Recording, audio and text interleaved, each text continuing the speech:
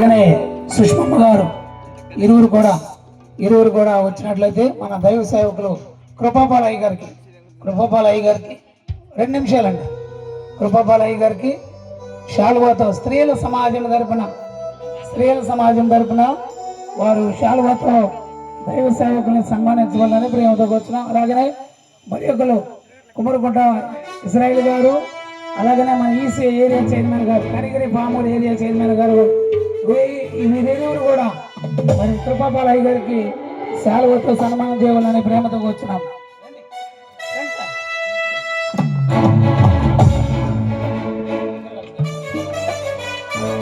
కుమ్మరికోట Israel గారు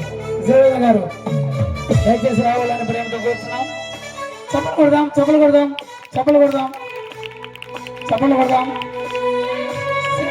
సేవకుని గౌరవించడం మనకంతా ఆశీర్వాదకరము. చప్పలు కొడదాం, గట్టిగా చప్పలు కొడదాం.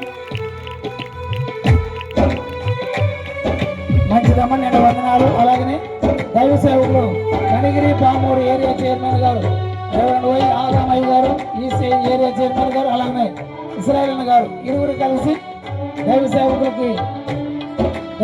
కృపాపాలయ్య గారికి శాలువాతో సన్మానం చేయాలని ప్రేమతో వారికి ఆహ్వానం తెలియజేస్తున్నాం. మంచిది. ఇంతవరకు చాలా ఓపికతో గట్టిగా చప్పలు కొడదాం. చాలా ఓపికతో ఉన్నందుకు మాకు ప్రత్యేకమైన వందనాలు తెలియజేస్తున్నాం. ఇది ప్రాముఖ్యమైన సమయం కనుక ఈ ప్రాముఖ్యమైన సమయాన్ని దైవ సేవకులు గుంటూరు ప్రాంతం నుండి దైవ సేవకులు కృపాపాలయ్య గారు ఈరోజు మన మధ్యలోకి రావడము ఎంతైనా అవసరం కనుక దేవుని వాక్యాన్ని అందించడం గాను ఎంతో ఎదురు చూసిన మనమందరము ఇప్పుడు దేవుని మాటలు వినడానికి మనమందరము కూడా సిద్ధపడవాలని ప్రేమతో వచ్చినాం. అయ్యగారు వస్తుండగా గట్టిగా చప్పలు కొడదాం.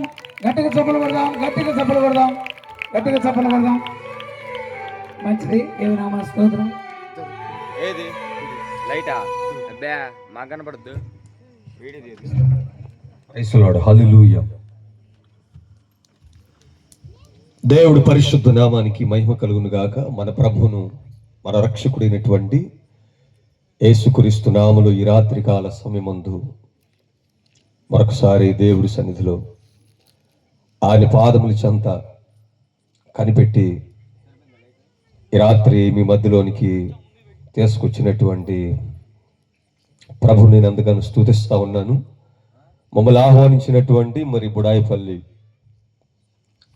సంఘ సభ్యులు, యూత్ వారు, దైవజనులు, ఇక్కడ వేదిక మీద ఉన్నటువంటి దైవజనులు కూడా ఇంకా మరి కొంతమంది దైవజనులు ఉన్నట్టున్నారు. అందరికి కూడా ప్రభు పేరిట ప్రత్యేకమైనటువంటి వందనాలు తెలియపరుస్తూ ఉన్నాను. చాలా సమయం మనకు అవుతూ ఉంది కాబట్టి నేను ఇంకా వాక్య సందేశంలోనికే వెళ్ళాలని ప్రభు పేరిట ఆశపడుతూ ఉన్నాను. దేవుడు నా యొక్క హృదయలో పెట్టినటువంటి కొన్ని మాటలు ఈ రాత్రికాల సమయమందు మీతో నేను పంచుకోవాలని ప్రభు పేరిట ఆశపడుతూ ఉన్నాను. ఈ రాత్రికాల సమయమందు కొన్ని ప్రాముఖ్యమైనటువంటి విషయాలు దేవుడు మనతో మాట్లాడుతుండగానే ఈ రాత్రి ఒక అద్భుతాన్ని, కొన్ని కార్యాలు మన జీవితాల్లో జరగటానికి పరిశుద్ధాత్మ దేవుడు ఆయన సిద్ధంగా ఉన్నాడని ప్రభు పేరట నేను నమ్ముతున్నాను. ఈ స్థలమంతా కూడా దేవుడు తన మహిమ చేత, తన ఆత్మ చేత నింపటానికై మన మధ్యలో ఆయన సంచరిస్తూ ఉన్నాడు. నమ్మండి, విశ్వసించండి.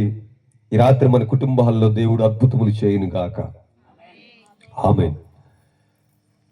చిన్న ప్రార్థన చేసి వాక్యంలోకి మనం వెళదాం. ప్రభువా తండ్రి స్తోత్రం.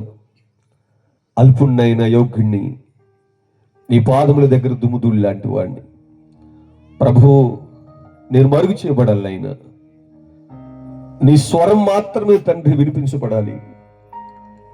యోగ్యత లేని వాడని, అర్హత లేని నన్ను ప్రభువా ఈ స్థలంలో తండ్రి నిలవబెట్టించారు. నా పెదవులను తండ్రి మీరు కాల్చండి ప్రభువా. నా సొంత మాట ఏది రావకుండా నా జ్ఞానమును బట్టి ప్రభువా నేను బోధించగా దైవ జ్ఞానముతో ప్రభువా నింపబడి సిలువ వేయబడినటువంటి మీరు మాత్రం ఈ స్థలములో తండ్రి ప్రత్యక్షపరచబడి మహిమ పొందుడుకు తండ్రి కృపవండి. పరిశుద్ధాత్మ నీ చేతి సహాయము నాయన నాకు కావాలి ప్రభువా. మీరు మాట్లాడితే ఈ రాత్రి ఆ జీవితాలు కట్టబడతాయి, రక్షణలోనికి నీ ప్రజలు నడిపించబడతారు ప్రభువా. నైనా మీరు ఈ స్థలంలోనైనా నీ కార్యాలు ప్రారంభిస్తున్నందుకు నిన్ను స్తుతిస్తూ నజరేయుడైనటువంటి యేసు శక్తి కలిగినటువంటి నామములో ప్రార్థన చేస్తున్నాను పరమ తండ్రి, ఆమేన్. సరే, మంచిది. మనము కొన్ని వాక్యాలు మనం నేర్చుకుందాం. ఇప్పటికి మనకి చాలా సమయం అవుతుంది. దేవుడు నడిపించిన దాని ప్రకారం కొద్ది సేపట్లోనే నేను దైవ సందేశాన్ని ముగించాలని ఆశపడుతున్నాను. కాబట్టి మీరు శ్రద్ధతో దేవుడి మాటలు వినాలని ప్రభు పేరిట మనం చేస్తున్నాను. వాక్యాన్ని మనం గమనించినట్లయితే పరిశుద్ధ గ్రంథంలో 84వ సంకీర్తన 10వ వాక్యాన్ని మనం చదువుదాం. దయచేసి మీరు అందరూ కూడా మీ పరిశుద్ధ గ్రంథాలని ఒకసారి బైబిల్ ఉన్నటువంటి వారు ఇలా చేతులు ఎత్తండి, ఒకసారి చూద్దాం. బైబిల్ తెచ్చినటువంటి వారు ఉన్నాయా మీ దగ్గర? బైబిల్ ఫోన్లో ఎవరైనా చూసి వాళ్ళు ఉన్నారా? సరే, వాక్యాన్ని మనం చదువుదాం. 84వ సంకీర్తన 10వ వాక్యం. ఒక్క దినము గడుపుట 1000 దినముల కంటే శ్రేష్టము, భక్తిహీనుల గుడారములో నివసించుట కంటే నా దేవుడి మందిరపు ద్వారమునొద్ద ఉండుట నాకు ఇష్టం. కొన్ని మాటలు ఈ రాత్రి మనం చదువుదాం. కింద వచ్చిన కూడా మనం చదువుదాం. భక్తిహీనుల గుడారములో నివసించుట కంటే నా దేవుడి మందిరపు ద్వారమునొద్ద నివసించుట నాకు ఇష్టం. ఈ రాత్రి చదవబడినటువంటి లేఖన భాగంలో చాలా సందర్భాల్లో కూడా ఈ మాటలు మనం చదివాము. అనేకమైనటువంటి సందర్భాల దేవుడు మనతో మాట్లాడుతూ వస్తూ ఉన్నాడు. ఎంతమంది దైవజనులు చెబుతుండగా ఈ మాటలు మనం విని ఉన్నాం. ఈ రాత్రి పరిశుద్ధాత్మ దేవుడు ఒక అద్భుతమైనటువంటి కోణములో ఈ రాత్రి మనతో మాట్లాడడానికి పరిశుద్ధాత్మ దేవుడు ఆయన సిద్ధంగా ఉన్నాడు. ఈ సంకీర్తన మనం గమనించినట్లయితే నీ ఆవరణములో ఒక్క దినము గడుపుట 1000 దినముల కంటే శ్రేష్టము, భక్తిహీనుల గుడారములు నివసించుట కంటే దేవుడి మందిరము ద్వారము వద్ద నివసించుట నాకు ఇష్టం. ఈ మాటలు రాస్తున్నటువంటి కీర్తనాకారుడు ఒక అద్భుతమైనటువంటి మాట అంటా ఉన్నాడు. దేవుడి మందిరములో గడపటం ఒక దినము కంటే ఏమంటా ఉన్నాడు? 1000 దినముల కంటే శ్రేష్టమైందంటూ మరొక మాట అంటున్నాడు. భక్తిహీనుల గుడారములు నివసించడం కంటే నా దేవుడి మందిరము ద్వారమునొద్ద ఉండటం నాకు ఇష్టం. ఎక్కడ ఉండటం ఇష్టం అంట?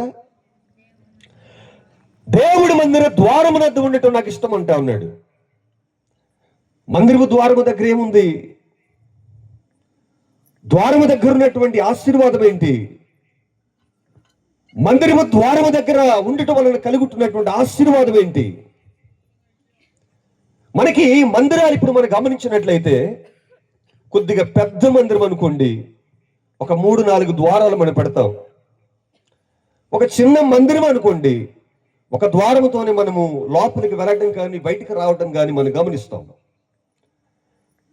ఆ దినముల్లో కీర్తనాకారుడు రాసినటువంటి ఈయన జీవించినటువంటి కాలంలో మందిరాలు ఎలాగున్నాయంటే ఆ దినముల్లో మందిరాన్ని ప్రత్యక్ష గుడారం అని పిలుస్తారు. ఈ ప్రత్యక్ష గుడారం ఎలాగుండేదంటే 3 భాగాలుగా విభజించబడ్డాయి. ప్రత్యక్ష గుడారం ఎలాగుంటుందంటే ఒకటి, మొదటగా ఆ గుడారములో ప్రత్యక్ష గుడారములో మొట్టమొదటి భాగం ఉంటామంటే ఆవరణం అంటాం. రెండవ భాగాన్ని ఏమంటారంటే పరిశుద్ధమైనటువంటి స్థలం అన్నారు. మూడవ భాగాన్ని మనం గమనించినట్లయితే అతి పరిశుద్ధమైనటువంటి స్థలం. ఈ 3 భాగాలుగా విభజించడం జరిగింది ప్రత్యక్ష గుడారాన్ని. ఈ ప్రత్యక్ష గుడారములో ఆవరణం ఎలాగుంటుందంటే అది చుట్టూ కూడా కొన్ని క్లాత్స్ చేత కట్టబడి ఉంటుంది. క్లాత్స్ చేత కట్టబట్ట మాత్రమే కాకుండా ఆవరణలో ఉన్నటువంటి సంగతి ఏంటంటే కొన్ని విషయాలు మనకి నిర్గమాకాండము, సంఖ్యాకాండం మనం చదివితే మీరు ఎవరు తీయొద్దు, నేను చదువుతాను వినండి. అక్కడ మనకి జరుగుతున్నటువంటి వాస్తవాలు, ఈ ప్రత్యక్ష గుడారములో మనం కనుగొనగలుగుతామంటే ఆవరణములో బలిపీఠం అనేది ఒకటి ఉంది. ఈ బలిపీఠం మీద నిత్యము కూడా అగ్ని మండుతూ ఉంటుంది. పరిశుద్ధమైనటువంటి స్థలంలోనికి మనం వెళ్ళగానే అక్కడ కొన్ని సంఘటనలు ఉన్నాయి. పరిశుద్ధ స్థలంలోనికి వెళ్లే ముందుగా ఆవరణం పక్కన గంగాళం అని చెప్పి ఒకటి ఉంటుంది. ఈ గంగాళం దగ్గరికి వెళ్ళి నీళ్లు తీసుకొని కాళ్ళు కడుక్కొని పరిశుద్ధమైనటువంటి స్థలంలోనికి వెళ్ళటం జరిగింది. ఈ పరిశుద్ధమైనటువంటి స్థలంలో ఏముంది అని చెప్పి మనం గమనిస్తే సన్నిధి రొట్టెల బల్ల ఒకటి ఉంటుంది. ప్రమిదలతో నింపబడుతున్నటువంటి దీపవృక్ష స్తంభము కూడా ఈ పరిశుద్ధమైనటువంటి స్థలంలో ఉండడం జరిగింది. అతి పరిశుద్ధమైనటువంటి స్థలంలో మరొకటి దాగి ఉంది. అతి పరిశుద్ధమైనటువంటి స్థలంలో ఏముందంటే మందసం అనేది ఒకటి దాచబడి ఉంది. ఈ అతి పరిశుద్ధమైనటువంటి స్థలంలో మందిరము, ఆ మందిరము మనం ఏదైతే మనం ఇప్పుడు మందిరం అని పిలుస్తున్నామో అతి పరిశుద్ధమైనటువంటి స్థలములో మందసం అనేది ఒక పిట్ట లాంటిది. మోషే గారు దేవుడు మాట్లాడినప్పుడు ఆయన చెప్పినటువంటి కొలతల చేత నియమించబడినటువంటివి. ఈ మందసం మీద కెరూబులు అని చెప్పి ఉన్నాయి. ఈ మందసం మీద ఏముంటుందంటే దేవుడి యొక్క మహిమ ఆ స్థలంలో నిలబడి ఉంటుంది. కానీ కీర్తనకాడినటువంటి ఈ కీర్తన రాసినటువంటి వ్యక్తి అంటా ఉన్నాడు, మందిరపు ద్వారమునద్ద ఉండటం నాకు ఇష్టం అంటున్నాడు. లోపల దాచబడినటువంటి స్థలంలో ఇన్ని పరిశుద్ధత కలిగినటువంటి విషయాలు, లోపల ఉన్నటువంటివి దీపవృక్షం కానివ్వండి, సన్నిధి రొట్టెల బల్ల కానివ్వండి, మందసము కానివ్వండి, దేవుడి మహిమ నిలబడే స్థలాన్ని కాదనుకొని సన్నిధి రొట్టెలు నిలిచినటువంటి బల్లను కాకుండా లోపల ఉన్నటువంటి దేవుడి మహిమ నిలబడేటువంటి స్థలాన్ని కాకుండా ఈ కీర్తనకాడు అంటున్నాడు, ఏమన్నాడంటే నీ మందిరపు ద్వారమునద్ద ఉండటం నాకు ఇష్టం. అందుకనే నేను ఒక మాట చెబుతాను. నేను చెబుతున్నటువంటి మాటలు అర్థమవుతున్నాయా? హల్లు చెబుతాను ఒకసారి, మీకు అర్థమయ్యేటట్టుగా నేను చెబుతాను. అందుకని ఈ కీర్తన మనం ఏమంటామంటే, నేను పెడుతున్నటువంటి టైటిల్ ఏంటంటే దీనిని ఒక విడ్డూరపు కీర్తన అన్నారు. ఎలాగుండదంటే విడ్డూరం అంటే ఆహా అలాగుందా, విడ్డూరంగా ఎందుకు అలా మాట్లాడుతున్నావు చెప్పి అంటామే మనం. అటువంటి విడ్డూరాన్ని మనకి కలిగించింది ఈ కీర్తన. ఎందుకు నేను అన్నానంటే విడ్డూరపు కీర్తనని 84:3వ వాక్యాన్ని మనం చదివితే కొన్ని విషయాలు అక్కడ ఉన్నాయి. మరలా మనం చదువుదాం వాక్యాన్ని. నా రాజా, నా దేవ, నీ బలిపీఠమునొద్దనే పిచ్చుకలకు నివాసము దొరికెను, పిల్లల పెట్టుడుకు వానకోవిలకు గూటి స్థలము దొరికెను. హల్లు చూద్దామా, గట్టిగా చూద్దామా. ఎందుకు నేను విడ్డూరపు కీర్తన అన్నానంటే ఈ కీర్తనకాడు రాస్తున్నటువంటి సత్యం ఏంటంటే నీ బలిపీఠమునొద్ద పిచ్చుకొలకు మాట్లాడాలి. నీ బలిపీఠమునొద్ద పిచ్చుకొలకు నివాసము దొరికింది, వాన కోవెలకు పిల్లలు పెట్టడానికి కూటి స్థలము దొరికిందని కీర్తనకాడు రాస్తా ఉన్నాడు. బలిపీఠం చంద ఏం దొరికిందంట మాట్లాడాలి. బలిపీఠం దగ్గర ఏముందంట?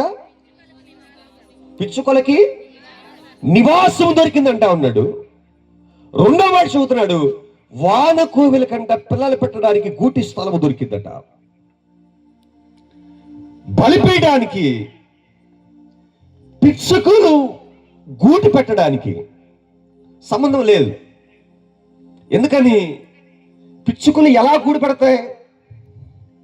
మాట్లాడాలి. ఎలా పెడతాయి గూడు తెలుసా మనకి? వేడి చేత పెడతాయి గూడు అనేది. చిన్న చిన్న పీసులు, చిన్న చిన్న గడ్డి పరకలతో, చిన్న చిన్న పుల్లలతో ఈ ఆరకు ఏం చేసిద్దంటే గూళ్ళు పెడతాయి. ఈ గూడు పెట్టడం ఎక్కడ పెడుతుందంట? బలిపీఠం క్రింద.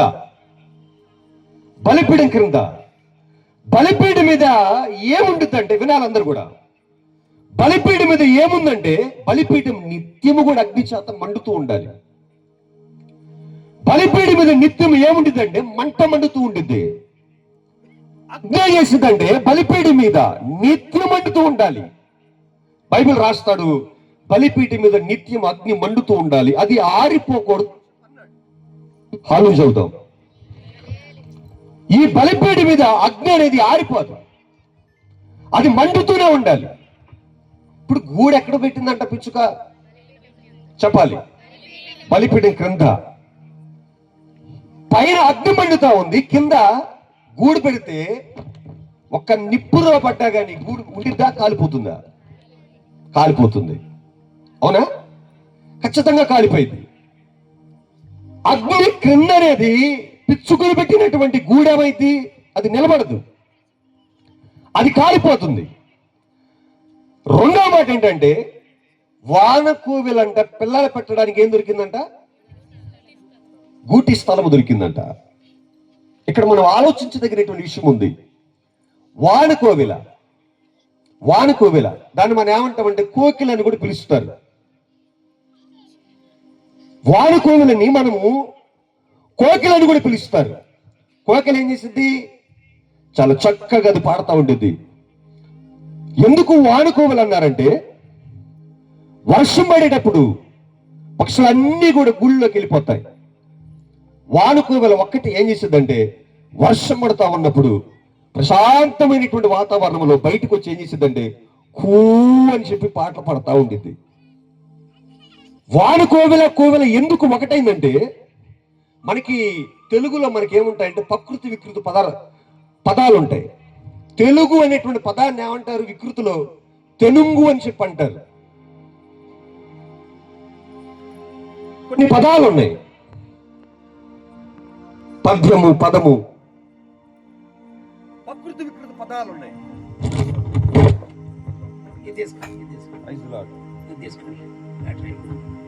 ప్రైజ్ లార్డ్, హల్లెలూయా. అందుకని ఏమన్నారంటే, వానకోవిలకి మరొక పదం ఏంటంటే కోకిల.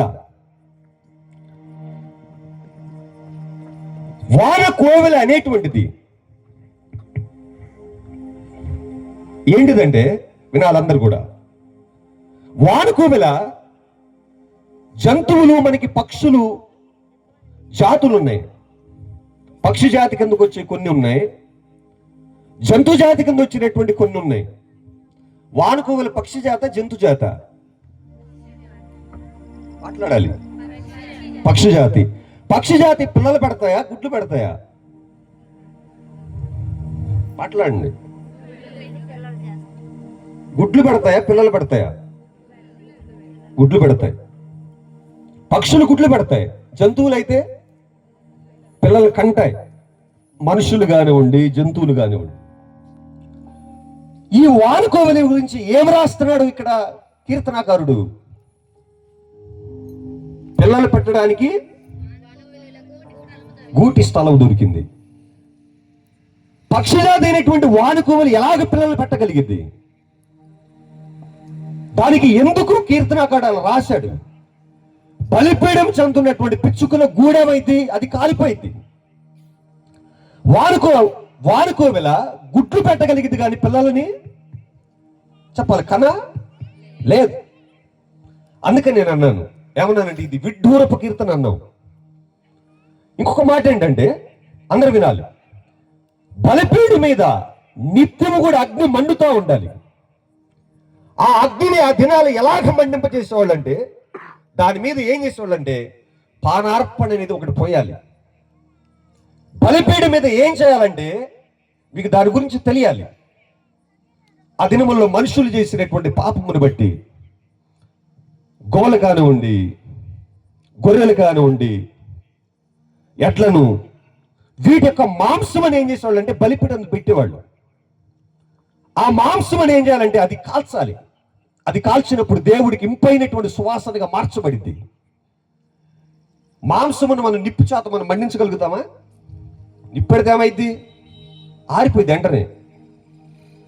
కానీ మాంసమును కాల్చడానికి అందుకనే పానార్పణ అనేటువంటి మిశ్రమాన్ని పోయాలి. పానార్పణ అంటే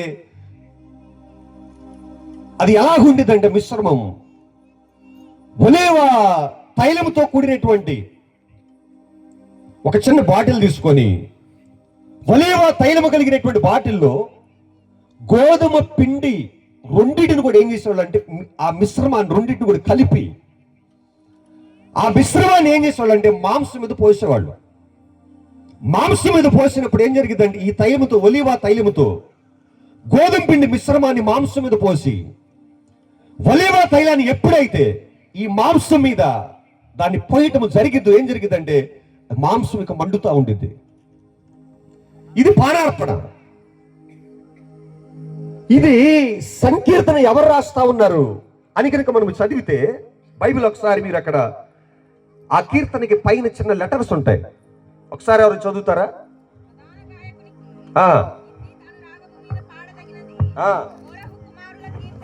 ఎవరు రాశారు? అది మాట్లాడాలి. ఎవరు రాశారు?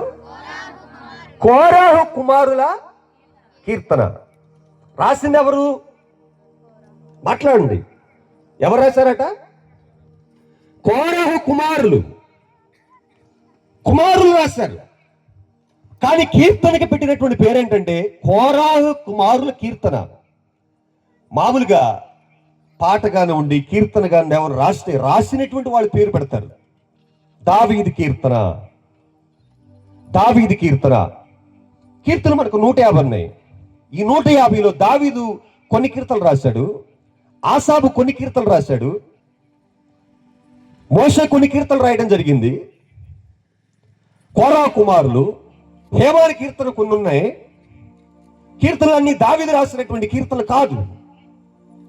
ఈ కోరా కుమారులు కొన్ని కీర్తనలు రాయడం జరిగింది. ఎన్ని రాశారంటే 11 కీర్తనలు రాశారు. హల్లు చెబుదాం. 11 కీర్తనలు రాయడం జరిగింది. మనకి ఈ సమయం చాలా తక్కువగా ఉంది, నేను త్వరగా వెళ్తాను. ఇక్కడ రాయబడినటువంటి దానిలో అందుకని అక్కడ నేను ఎందుకన్నాను విడ్డూరపు కీర్తన ఎందుకన్నానంటే రాసినటువంటి కుమారుల పేర్లు కాకుండా తండ్రి పేరు రాస్తా ఉన్నారు. కోరాహు కుమారుల కీర్తన అని చెప్పి రాస్తా ఉన్నారు. అంటే కీర్తన రాయటానికి గల కారణం, ఎందుకు అలా రాయటం జరిగింది ఇందా మనం చదివామే. ఏమని? భక్తిహీనుల గుడారములు నివసించుడు కంటే నా దేవుడి మందిరము ద్వారమునొద్ద నివసించడం మేలు. ఎందుకు కీర్తనకాడ మాటలు రాయడానికి గల కారణాలు ఏంటంటే మనము ఇదన్నీ మనకు అర్థం కావాలంటే కోరాహు అసలు ఎవరు అనేటువంటి దాని గురించి మనం నేర్చుకోవాలి.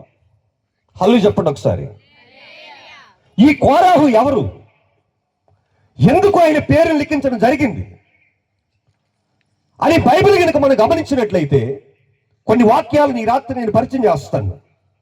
సంఖ్యాకాండములకు ఒకసారి రండి. సంఖ్యాకాండములో కొన్ని వాక్యాలు మనం చదువుదాం. అందరినీ పరిశుద్ధ గ్రంథాలను తీయాలి. త్వరగా మనం చదువుదాం.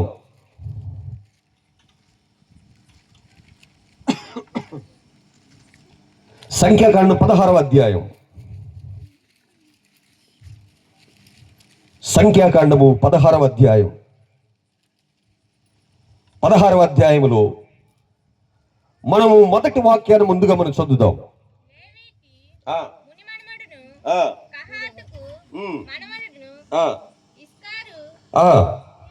కుమారునకు కోరాహు రూబేనీలలో ఎలియాబు కుమారులైన దాతాను అభిరాములను పెలేతు కుమారుడైనటువంటి ఓనును యోచించుకొని. హల్లు చెప్పండి, గట్టిగా చదువుదాం. కోరాహు ఎవరు అని చెప్పి రాస్తా ఉన్నాడు. కోరాహు ఎవరంటే లేవి గోత్రానికి సంబంధించినటువంటి వ్యక్తి. లేవీలు బైబిల్ చక్కగా రాయబడింది దేవుడి యొక్క మందిరములో సేవను జరిగించడానికి. దేవుడు వారిని ఏర్పరచుకున్నాడు. లేవి గోత్రికులలో ప్రధానమైనటువంటి వ్యక్తిగా మనకి కోరాహు మనకి కనిపిస్తా ఉన్నాడు. మరొక మాట మీకు చెప్పాలంటే, మీకు అర్థం కావాలంటే, మోషే అనేటువంటి వ్యక్తి తెలుసా మీకు? మోషే, అహరోను ఇద్దరెవరు? అన్నదమ్ముళ్ళు. వీళ్ళు ఏ గోత్రానికి సంబంధించినటువంటి వారంటే లేవి గోత్రానికి సంబంధించినటువంటి వారు, ఒక కుటుంబానికి సంబంధించినటువంటి వారు. ఎవరు? కోరాహు, మోషే, మాట్లాడండి, అహరోను. ఒక కుటుంబానికి సంబంధించినటువంటి వారు, ఒక గోత్రానికి సంబంధించినటువంటి వారు వీళ్ళు. అయితే ఈ కోరాహు గురించి కొన్ని మాటలు రాస్తా ఉన్నాడు. ఈ కోరాహు అనేటువంటి వ్యక్తి, అందరు వినాలి, ఇక్కడ రాయబడినటువంటి సంఘటనలు మనం చెప్పేసి మనం ముగిద్దాం. ఇక ప్రార్థన చేస్తాను. ఈ కోరాహుని గురించి మనం రాస్తా ఉన్నప్పుడు కొన్ని విషయాలు ఇక్కడ అద్భుతంగా మనకు కనిపిస్తా ఉన్నాయి. కోరాహు అనేటువంటి వ్యక్తి, ఇక్కడ మన వాక్యాన్ని మనం చదివినప్పుడు కోరాహు మనం ఒక పేరు పెట్టాలంటే, ఇతను అంత పనికిమాలినటువంటి జీవితం కలిగినటువంటి వాడు. లేవి గోత్రములో పుట్టినటువంటి వ్యక్తి, దేవుడి మందిరములో సేవను జరిగించడానికి ఏర్పరచుకునేటువంటి కుటుంబం. ఇటువంటి వ్యక్తి యొక్క జీవితం ఎలాగుందంటే, ప్రతి ఇంటిలో కుడితి తొట్టు ఒకటి తెలుసా మనకి? కుడితి తొట్టు లేనటువంటి ఇల్లు ఎవరిదైనా ఉండిద్దా? తెలుసా కుడితి తొట్టు అంటే? నిద్రపోయి చదువుతారు ఒకసారి, హల్లు చెప్పండి, చెప్పండి ఒకసారి. ఎవరు లేరా? హల్లు చూద్దాం, గట్టిగా చూద్దాం. కుడి తొట్టు లేనటువంటి ఇల్లు ఎవరిదైనా ఉందా? కుడి తొట్టు ఎలాగుండిద్ది? కుడితిని పోస్తారు కదా, కుడితిని పోసి ఏం చేస్తారు? దాని స్మెల్ అంతా ఎవరైనా పోయి ముక్కు దగ్గర పెట్టి ఎవరు వాసన పిలుస్తారా? ఎవరు చేయలేరు. కుడితి తొట్టి ఎలాగైతే ఒక ఇంటికి ఉండిద్దో, సంఘాలో ఒక చీడ పురుగు లాంటి వాడు కోరహు. ఈయన యొక్క జీవితాన్ని కనుక మనం గమనించినట్లయితే, తన యొక్క ఆత్మీయత, మోషే యొక్క నాయకత్వంలో అరణ్య యాత్రలో నడుస్తా ఉన్నప్పుడు వీరు ముందుకు నడిపించబడతా ఉన్నారు. నడిపించబడుతూ ఉంటే మోషే గారు చెప్పారు, ఇటువంటి నియామక కూటాలు, ఇటువంటి ఉజ్జీవ సభలు మనసుమ దగ్గరకు రావటానికి, నియామక కూటాలు కొన్ని జరగటానికై ఆ దినముల్లో కూడా జరిగాయి. ఇటువంటి కూటములు జరగటానికి వచ్చినటువంటి వారిలో ఈ ప్రజలందరూ, ఇశ్రాయేలు ప్రజలు ఏం చేయాలంటే 6 లక్షల కాల్ఫలం ఉండేవారు అని చెప్పి మనకి బైబిల్ చెబుతా ఉంది. 6 లక్షలు. 6 లక్షలు అంటే సైన్యములో పనిచేస్తున్నటువంటి వారు. 6 లక్షల కాల్ఫలం. ఈ 6 లక్షల కాల్ఫలంలో వారి భార్యలు ఉంటారు కదా, 6 లక్షల మందికి ఉంటారు కదా. అప్పుడు ఎంతమంది అవుతారు? 6కి 6 12 లక్షలు అవుతారు. వీళ్ళకి మళ్ళీ తల్లిదండ్రులు ఉంటారు కదా, 12 12 24. మళ్ళీ వీళ్ళకి పిల్లలు ఉంటారు కదా. అందుకనే దాదాపు 40 లక్షలకు పైగా ఇశ్రాయేలు ప్రజలు ఉన్నారు. 40 లక్షల మంది ప్రజలు ఏం చేస్తా ఉన్నారంటే, అరణ్య యాత్రలో మోషే గారు నాయకత్వం కింద ప్రజలు నడుస్తూ ఉన్నారు. నడుస్తూ ఉంటే నియామక కూటాలకి ప్రజలు ఏం చేస్తా ఉన్నారంటే, తమ ధూపాలని చేత పట్టుకొని ఇత్తడితో చేయబడినటువంటి ధూపార్తను ఏం చేయాలంటే, దాన్ని నింపి, అగ్నితో నింపి మందస్సము దగ్గరికి తీసుకొని రావాలి. హల్లు చెప్పండి, గట్టిగా చెబుదాం. నేను చెబుతున్న మాటలు అర్థమవుతున్నాయా? గట్టిగా చెబుదాం. ఈ ధూపార్తను తీసుకొని వచ్చేటప్పుడు అందరూ కూడా ధూపార్తలు తీసుకొని వెళ్ళిపోతున్నారు. వెళ్ళిపోతుంటే కోరాహు అంటాడు, ఎక్కడికైనా వెళ్తున్నారు అన్నాడు. మోషే గారు చెప్పారు కదా, ఈ రోజు నియామక కూటాలు ఉన్నాయి, ధూపార్తలు తీసుకొని రమ్మన్నాడు, అందుకని వెళ్ళిపోతున్నాం అంటే మీకేమి పని లేదా? మోషే గారు చెప్పినటువంటి మాటలు మీరంటారేంది? నియామక కూటాలు దేనికి? మీరు ఇచ్చినటువంటి ఆ కానుకలు, దశమ భాగాలు ఎందుకు? వారు తిని బలవడానికా, బలిష్ఠులు కావటానికా? మోషే ఎవడు అసలుకి? అతని మాట మనం వినేదేంటి? మనకు జ్ఞానం లేదా? మన పరిశుద్ధులము కాదా? మనము నీతివంతులము కాదా అని ఏం చేస్తా ఉన్నాడంటే, కోరాహు అనేటువంటి వ్యక్తి మోషే మీద తిరుగుబాటు చేయడం ప్రారంభించాడు. మనం కూడా ఏం చేస్తాం? 2 ముక్కలు వస్తే చాలు మనకి దైవజనుల మీద తిరుగుబాటు చేస్తాం. ఒక పాట మనకు మంచి వస్తే మనం ఏం చేస్తాం? నువ్వేంటే మా చెప్పేది, నీతో మాకేం పని అయ్యా? ఇలా మనం మాట్లాడేటువంటి తిరుగుబాటు, లోపడేటువంటి స్వభావాలు ఏం చేస్తున్నారంటే ఈరోజు సంఘాలు ఏలుబడి చేస్తా ఉన్నాయి, సంఘములు ఏలుబడి చేస్తున్నాయి. లోబడేటువంటి స్వభావాలు, తిరుగుబాటు చేసే స్వభావాలు, విరోధంగా మాట్లాడేటువంటి స్వభావాలు ఏం చేస్తా ఉన్నాయంటే ఈ కోరాహు జీవితం మనం గమనిస్తా ఉన్నాం. హల్లు చెప్పండి ఒకసారి. అందుకనే కొంతమందికి ఏంటంటే ఒక ఒక ఒక పెద్ద ఆయన మాట చెప్పాడు, తన కంపు అంటే తనకి ఇంపుగా ఉండిద్దంట, పరుల కంపు చేదరింపుగా ఉండిద్దట. హల్లు చెప్పండి. ఎలాగుండిద్ది? తన కంపు తనకింపుగా ఉంది, పరుల కంపు ఏమైందంటే చేదరింపుగా ఉంది. సంఘాల కుటుంబాలు ఈరోజు కోరాహు లాంటి వారు తిరస్కారం చేసే వాళ్ళు చాలా మంది ఉన్నారు. ఒక త్రాగుబోతాడు ఏం చేస్తాడంటే తన కంపు ఏమైందంటే తనకి ముప్పంగా చాలా ఇష్టంగా ఉండిద్ది, కానీ ప్రార్థన వెళ్ళి తిడతాడు, వాక్యాన్ని చదివి వెళ్ళి తిడతాడు. ఒక వ్యభిచారి తన పాపం ఎలా గురించి తనకి ఇష్టంగా ఉండిద్ది, మంచిగా బ్రతికే వాళ్ళని చూసి వారి మీద నానా రకాలుగా మాట్లాడతారు. పరిశుద్ధుల మీద, దేవుడి కోసం బ్రతికే వారి మీద నోటికి వచ్చినట్లుగా మాట్లాడడం జరుగుతూ ఉంది. ఇటువంటి స్వభావం కలిగినటువంటి వాడే ఎవరంటే కోరాహు. హల్లు చెప్పండి ఒకసారి, గట్టిగా మాట్లాడదామా?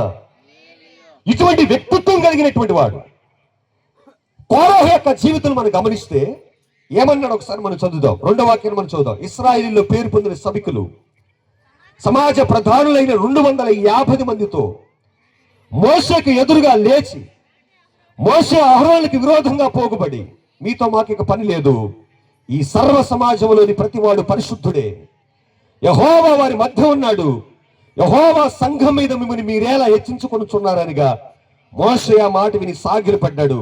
అటు తర్వాత అతడు కోరాహుతో వారి సమాజముతో ఇట్లన్నాడు. కోరాహు ఏమన్నాడు? మీతో మాకిక పని లేదు, మేమెవరు, ప్రతివాడు కూడా పరిశుద్ధుడే, మీ మాట వినవలసిన అవసరం లేదు. మీరు మాకేంటే చెప్పేది? మీ చెబుతా మేము వినాలా? నీ నాయకత్వం కింద మేము కొనసాగాలని చెప్పి ఏం చేస్తున్నారంటే మోషే మీద తిరుగుబాటు చేయడం ప్రారంభించారు. మోషే గారు అప్పుడు అంటా ఉన్నాడు, వెంటనే కన్నీళ్ళ చేత దేవుడి దగ్గరికి ఆయన ఏం చేస్తున్నాడు? వెంటనే దేవుడి దగ్గరికి వచ్చి సాగిలు పడతా ఉన్నాడు. వెంటనే ఆయన చేస్తున్నటువంటి పని ఏంటంటే ప్రభు దగ్గర మొరపడుతున్నాడు. మనిషి చేస్తున్నటువంటి తిరుగుబాటును బట్టి, కోరాహు చేస్తున్నటువంటి తిరుగుబాటును బట్టి దేవుడి యొక్క కోపం వస్తుందేమని చెప్పి భయముతో దేవుడి దగ్గరకు వచ్చి ఆయన ప్రార్థన చేస్తా ఉన్నాడు. ప్రార్థన చేస్తా ఉంటే వీరి గురించి కోరాహుతో మాట చెబుతాడు. ఏమంటాడంటే, ఎందుకు నువ్వు ఇటువంటి పని చేస్తున్నావు? అహరోను యాజకత్వాన్ని జరిగిస్తా ఉన్నాడు, యాజకత్వాన్ని జరిగిస్తున్నటువంటి దాని మీద ఎందుకు నువ్వు తిరుగుబాటు చేస్తున్నావు? పెత్తనం కావాలని, యాజక ధర్మాన్ని జరిగించాలని కోరాహు తన గుండెల్లో ఉన్నటువంటి అభిలాషను ఏం చేశాడని బయట పెట్టాడు. నేను మరొక మాట చెబుతాను. దేవుడి యొక్క సేవ అన్నా, దేవుడి యొక్క పని అన్నా, యాజకత్వం అన్నా మనం కోరుకుంటే చేసేది కాదు. హల్లు చెప్పండి. దేవుడి ఇంటిలో ప్రతి పనైనా దేవుడు మనల్ని ఏర్పరచుకోవాలి. కానీ చాలా మంది చేస్తున్నటువంటి పని ఏంటంటే, మమ్మల్ని దేవుడి సేవకు పిలిచాడు, మేము వెళ్ళిపోతున్నాం. ఆడొక 10 రూపాయలు, 100 రూపాయలు రాకపోతే ఆ మందిని వదిలేస్తాడు, మళ్ళీ తన పని తను చేస్తాడు. సంఘంలో ఉన్నటువంటి వ్యక్తులైనా పెద్దలైనా దేవుడు చాలా విషయాలు చెప్పాడు. తీతుకు రాసిన పత్రికలో అంటాడు, సంఘ పెద్ద ఎలాగుండాలి చెబుతాడు, అధ్యక్షుడు ఎలాగుండాలి చెబుతాడు, పరిచర్య చేసేవాడు ఎలాగుండాలి చెబుతాడు. సంఘ పెద్ద ఏం చేయాలంట? కోపపడేవాడు, 2 భార్యలు ఉండేవాడు సంఘంలో పెద్ద కాకూడదు. హల్లు చెప్పండి. అటువంటి వారు ఈరోజు సంఘాల్లో వారి జీవితం ఎలాగున్నా కానీ ఏం కావాలి? సంఘంలో సంఘ పెద్ద కావాలి, లేదంటే పాస్టర్ గారు వెళ్ళిపోవటమే. అలా ఉండకూడదే అని చెబితే ఏం చేస్తున్నారు? పాస్టర్ గారు మారిపోయటమే, వాళ్ళ సంస్థలు చెప్పటమో లేదు ఇంకొకటి చేయటమో, మనకి నచ్చనటువంటి పనులు. కోరాహుని తిరుగుబాటు చేసేవాడు. అందుకే నేను చెప్పాను, తన కంపు తానికి ఇంపుగా ఉండేది. తన జీవితాన్ని కనుక ఎత్తు చూపితే ఎలాగుందంటే ప్రజలకి ఈరోజు రోషం వస్తుంది. మారు మనసు పొందండి, పరిశుద్ధతని కాపాడుకోండి, పాపాన్ని విడిచిపెట్టి నేను మాట్లాడితే కోరాహు వచ్చినటువంటి కోపం, ఆ తిరుగుబాటు, లోపడినటువంటి స్వభావాలు, మారు మనసులైనటువంటి క్రైస్తవులు ఈరోజు చాలా మంది బ్రతుకుతున్నారు. సేవకులు బ్రతుకుతున్నారు, విశ్వాసులు బ్రతుకుతున్నారు. దైవజనులు ఆ పరిశుద్ధతని కాపాడుకుంటే ప్రజలు కాపాడబడతారు. నేను ఒక మాట చెబుతాను, దైవజనులు ఏ ఆత్మ అయితే దైవజనుడి మీద పనిచేసిందో సంఘములైనటువంటి ప్రజల మీద కూడా అదే ఆత్మ పనిచేసింది. హల్లు చెప్పండి. ఒక దైవజనుడి వ్యభిచారంతో నింపబడితే ఈ స్పిరిట్ ఏం చేసిందంటే విశ్వాసుల మీద పనిచేసింది. దైవజనుడు దొంగోడైతే ఆ స్పిరిట్ ఏం చేసిందంటే విశ్వాసుల మీద పనిచేసింది. దైవజనుడు లోపడినటువంటి స్వభావం కనుకుంటే ఆ స్పిరిట్ ఏం చేసిందంటే విశ్వాసుల మీద పనిచేసింది. కంటి కనబడినటువంటి శక్తులు పోరాడుతూ ఉన్నాయి. క్రైస్తవ జీవితాలు, సంఘాలను పాడు చేసినటువంటి ఆత్మలు తిరుగులాడుతూ ఉన్నాయి. అందుకని ప్రభు చెప్పాడు, మీరు పోరాడేది శరీరులతో కాదు, అంధకార శక్తులతో, దురాత్మ సమూహాలతో, వాయుమండల అధిపతులతో మీరు పోరాడుతున్నారు. కాబట్టి జాగ్రత్తగా ఉండమన్నాడు. కోరాహు అదే ఆత్మ కలిగి, దైవజనుని ఎదిరించినటువంటి అధికారాన్ని కలిగి, తిరుగుబాటు చేసే స్వభావాన్ని కలిగి విరోధంగా మాట్లాడుతూ ఉన్నాడు. దైవజనుడు చెప్పాడు, రేపు రండి. ఎక్కడికి రావాలి? ప్రత్యక్ష గుడారం దగ్గరికి రండి. ఎవడ పరిశుద్ధుడో, ఎవడ నీతివంతుడో దేవుడు ఎక్కడ తెలియపరుస్తాడు. చూడు, మనం బైబిల్ మనం చదువుదాం. ఒక చక్కటి మాట మనం చదువుదాం. పరిశుద్ధ గ్రంథంలో మనం చదువుదాం. 11వ వాక్యాన్ని మనం చదువుదాం. 10 నుంచి కూడా మనం చదువుదాం. ఆయన నిన్ను నీతో లేవీలైన నీ గోత్రపు వారిని అందరినీ చేర్చుకుని కదా, అయితే మీరు యాజకత్వాన్ని కూడా కోరుచున్నారు. ఇందు నిమిత్తము నీవును నీ సమస్త సమాజం యెహోవాకి విరోధంగా పోగై ఉన్నారు. అహరోను ఎవడు? అతనికి విరోధంగా మీరేలా సనగనేలా అన్నారు. హల్లు చెప్పండి. ఏం కోరుతున్నారంటే వాళ్ళు యాజకత్వాన్ని కోరుతున్నారు. అహరోను ఎవడంటున్నాడు? దేవుడు వాళ్ళకి ఏమి ఇచ్చాడు? గొప్ప ఆధిక్యత ఇచ్చాడు. దేవుడు మందిరంలో సేవ జరిగించేదాన్ని వాళ్ళు ఎలాగున్నారంటే అల్పమైన దానిగా చూస్తా ఉన్నారట. మరొక మాట చెప్పమంటారా? ఈ కోరాహుతో పాటు ఎవరున్నారంటే దాతాను, అభిరామ్ అనేటువంటి వాళ్ళు ఉన్నారు. హల్లు చెప్పండి. వీళ్ళు ఎవరంట? అందుకే అక్కడ చక్కర వస్తున్నాడు. ఏమంటే రూబేనీయులలో. రూబేన్ ఎవరు? యాకోబు యొక్క మాట్లాడండి, యాకోబు యొక్క పెద్ద కుమారుడు. ఈ యాకోబు యొక్క పెద్ద కుమారుడు రూబేన్ ఏం చేశాడు? తండ్రి యొక్క మంచాన్ని ఎక్కాడు, తల్లితో పాపం చేశాడు, చంచల మనస్సు కలిగినటువంటి వాడే. ఏం చేశాడు? హల్లు చెప్పండి. తండ్రి మంచాన్ని ఎక్కాడు, పాపాన్ని జరిగించినటువంటి వ్యక్తి. ఎవరితో కలిశారు? వాళ్ళ వంశానికి సంబంధించినటువంటి వారు తిరుగుబాటు చేసి వాడితో కలిశాడు. అందుకనే ఈరోజు సంఘాలు కూడా అలాగే ఉన్నాయి. తాగుబోతాడు. ఎందురా తాగుతున్నావు అంటే భార్య అలిగెళ్ళిపోయిందండి, తాగన్నాడు. ఓదార్చే విధంగా వాళ్ళు మాట్లాడుతున్నారు. పాపాన్ని జరిగించే వాడికి ఏం చేస్తున్నారంటే చెయ్యాలని ప్రోత్సహించేవాడు ఉన్నారు. నేను అందుకే చెప్పింది, ఏ ఆత్మ మనలో పనిచేస్తుంది ఆత్మ కలిగినడు మనకి జోడి ఎత్తాడు. కోరాహు అది ఆత్మ కలిగినటువంటి వాడు ఉన్నాడు. తిరుగుబాటు చేసి ఆత్మ ఏం చేస్తుందంటే ఆ ఆత్మ కలిగిన వాళ్ళే మళ్ళీ జత కట్టారు. మొత్తం ఎంతమంది అయ్యారు? హల్లు చెప్పండి. 250 మంది ఏకమయ్యారు. 250 మంది ఏకమై చేస్తున్నారంటే మోషే మీద తిరుగుబాటు చేస్తున్నారు. తిరుగుబాటు చేస్తుంటే మోషే గారు చెప్పారు, ఏమన్నారంటే మీరందరూ కూడా ఎక్కడికి రావాలి? ప్రత్యక్ష గుడారం దగ్గరికి రావాలి. మరొక మాట చదువుతున్నాడు, ఆ మాట మనం చదువుదాం. వాళ్ళు ఏమన్నారు? ఆ మాట కూడా చదువుదాం. 12. అప్పుడు మోషే ఏలియాబు కుమారులైన దాతాను, అభిరాములను పిలువనంపించును. అయితే వారు, మేము రాం, ఈ అరణ్యములో మమ్మల్ని చంపవలనని పాలు తేనెలు ప్రవహించే దేశంలో నుండి మమ్మల్ని తీసుకుని వచ్చిన చాలనట్టు మా మీద ప్రభుత్వం చేయటకు నీకు అధికారం కావాలి. ఎక్కడి నుండి తెచ్చారంట? కోరాహు ఏమంటున్నాడు? అక్క ఒక్కసారి హల్లు చూతారా? మీరు నిద్రపోమాకండి. మీకు వాక్యం అందించాలని నాకు ఆరోగ్యం బాగుపోయిన 3 రోజుల నుంచి ఇంజక్షన్ చేయించుకొని వచ్చాను ఇక్కడికి. ఇప్పుడు కూడా ఉదయాన్నే 5 గంటలు బయలుదేరాను, బండి మీద వేసుకుంటూ వచ్చాను. మీకు వాక్యం అందించాలని శ్రద్ధతో వినండి. కొంచెం ఆలస్యమైంది, మనం దాన్ని తగ్గట్లుగా నన్ను ముగిస్తాను. హల్లు చెప్పండి. ఏమంటున్నారు వాళ్ళు? కోరాహు మాట్లాడుతున్నటువంటి మాటలేంటి? పాలు తేనెలు ప్రవహించినటువంటి దేశంలో నుంచి మీరు మమ్మల్ని తీసుకొని వచ్చారు. ఏది పాలు తేనెలు ప్రవహించే దేశం? ఏదంటే ఎక్కడి నుండి వచ్చారంట వాళ్ళు? ఐగుప్తు దేశం నుండి వాళ్ళు వచ్చారు. ఐగుప్తు ఏంటి? అదొక ఇనప కొలిమి. ఐగుప్తులో ఎలాగుంది? కఠినమైనటువంటి దాస్యత్వంలో ఉన్నారు. ఐగుప్తులో ఉన్నప్పుడు ఏమని ప్రార్థన చేశారు? 2:21 ఉండేది. ఏమంటారండి? నిర్గమాకాండలు అంటారు, ఏమంటారండి? అయ్యో మేము ఈ కొలిమిలో నుంచి మమ్మల్ని కాపాడువారు లేరా అని చెప్పి ఏం చేస్తారంటే వాళ్ళు పెట్టినటువంటి మొరంట యెహోవా చెవుల్లో చొచ్చిందంటాడు. కఠినమైన దాస్యత్వం, ఇనుప కొలిమి సంఖ్యల మధ్య బ్రతుకుతున్నటువంటి వారు ఏమన్నారు ఇప్పుడు? అది ఎటువంటిదంట? మాట్లాడండి. ఐగుప్తు ఎటువంటిదంట? పాలు తేనెలు ప్రవహించే దేశం అంట. పాలు తేనెలు ప్రవహించే దేశం ఏది? దేవుడు ఏం చెప్పాడు? కనాను దేశం చెప్పాడు. కానీ వీళ్ళు ఏమంటున్నారు? ఐగుప్తును పాలు తేనెలు ప్రవహించే దేశం అంటున్నాడు. అంటే వినాలి, ఏదైనా మనకు అనుకూలంగా జరగకపోతే ఏమంటాం మనం? అక్కడ ఉండా బాగుండేది, ఆ పాలు తేనెలు ప్రవహించే దేశం అని చెప్పి వాళ్ళు మాట్లాడటం జరుగుతుంది. అప్పుడు ఏమైంది? సత్యం కూడా మనకు అసత్యం అయింది. మన ముందు ఎంత బాగా దేవుడు మనకి అన్ని సమస్తం జరిగిస్తున్నా కానీ మనం ఏం చేస్తామంటే యెహోవాను దోషిగా నిలబెట్టే వాళ్ళు ఉన్నారు చాలా మంది. విరోధంగా బ్రతకడమే కాదు, ఏమంటారంటే పాలు తేనెలు ప్రవహించే దేశంలో ఎందుకు తెచ్చావని అన్నాడు.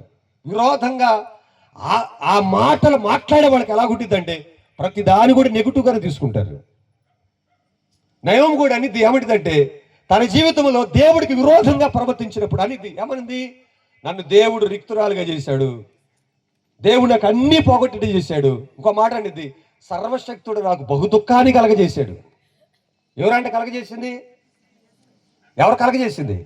సర్వశక్తుడు. అన్ని కోల్పోయేదానికి చేశాడంట. ఎవరు చేసి? దేవుడు చేస్తాడా? వీళ్ళదే అంటున్నారు. ఐగుప్తు పాలు తేనెలు ప్రవహించే దేశం కాదు. అక్కడ ఉన్నప్పుడేమో అయ్యో ఈ శాపం నుంచి, కఠినమైన పరిస్థితుల నుంచి విడిపించమన్నాడు. మనిషి జీవితం, నేను మరలా చెబుతున్నాను, ఒప్పుకునేటువంటి స్వభావం కనుక లేకపోతే, విరోధంగా ఎప్పుడైతే ఆ స్పిరిట్ అనేది మనలో పనిచేసిద్దో మనం ఏం చేస్తామంటే దేవుడినే దోషిగా మనం పెడతాం. దేవుడిని ఏమంటామంటే ఏం చేస్తాడు చెప్పని అంటాం. వీళ్ళు అదే మాట్లాడుతూ ఉన్నారు. చూడండి, మరలా మనం చదువుదాం. మరొక మాట చదువుతున్నాం. అక్కడ వాక్యాన్ని మనం చదువుదాం. మా మీద ప్రభుత్వం చేయడానికి నీకు అధికారం కావాలనా? అంతేకాదు, నీవు పాలు తేనెలు ప్రవహించే దేశంలోనికి మమ్మల్ని తీసుకొని రాలేదు, పొలములు ద్రాక్ష తోటలు గల స్వాస్థ్యం మాకు ఇయ్యలేదు, ఈ మనుషులు కన్నులు కూడా ఊడదీస్తావా? మేము రావన్నారు. మోషే గారు ఎలా కనిపిస్తున్నాడంటే వాళ్ళకి? మాట్లాడండి ఒకసారి. ఎలాగంట? కన్నులు కూడా ఊడదీస్తావా ఏందయ్యా మోషే? పాలు తేనెలు ప్రవహించే దేశంలో మమ్మల్ని ఎక్కడ తెచ్చావు? మా పొలాలు ఇవ్వలేదు, మీరు ద్రాక్ష తోటలు ఇవ్వలేదు. ఎలా కనిపిస్తున్నాడు దైవజనుడు? చెప్పండి. కళ్ళు కూడా అంటే ఓడబెక్కే స్థితిలో ఉన్నాడు మోషే గారు. అలా కనిపిస్తున్నాడు. ప్రార్థించే దైవజనుడు, ఆత్మీయతలో ఉన్నటువంటి దైవజనుడు, సంఘమునికి నాయకుడిగినటువంటి దైవజనుడు ఎలా కనిపిస్తున్నాడు ఈరోజు సంఘానికి? నిజమైనటువంటి దైవజను, సేవ చేస్తున్నటువంటి దైవజనుడు కూడా కొంతమందికి శత్రువుగానే కనబడుతున్నాడు. దైవజనుడు మనం అలా మాట్లాడటం మనకి సరికాదు. దానివల్ల మనకి ఆశీర్వాదం రాదు. మనకి మోస మీద తిరుగుబాటు చేస్తున్నటువంటి కొంతమంది అంటారు, వినాలి, 2 రూపాయలకి చల్లనటువంటి వ్యక్తి కూడా ఏం చేస్తాడంటే దైవజనుడు అంటే చులకన. ఎందుకని? ఆయన ఏం మాట్లాడగా, ఇంట్లో మనం మాట్లాడితే భార్య ఊరుకోదు, కొడుకును మాట్లాడితే కొడుకు ఇంట్లో తంతాడు, ఈ వ్యక్తి కూడా రోడ్డు ఎక్కుతాడు.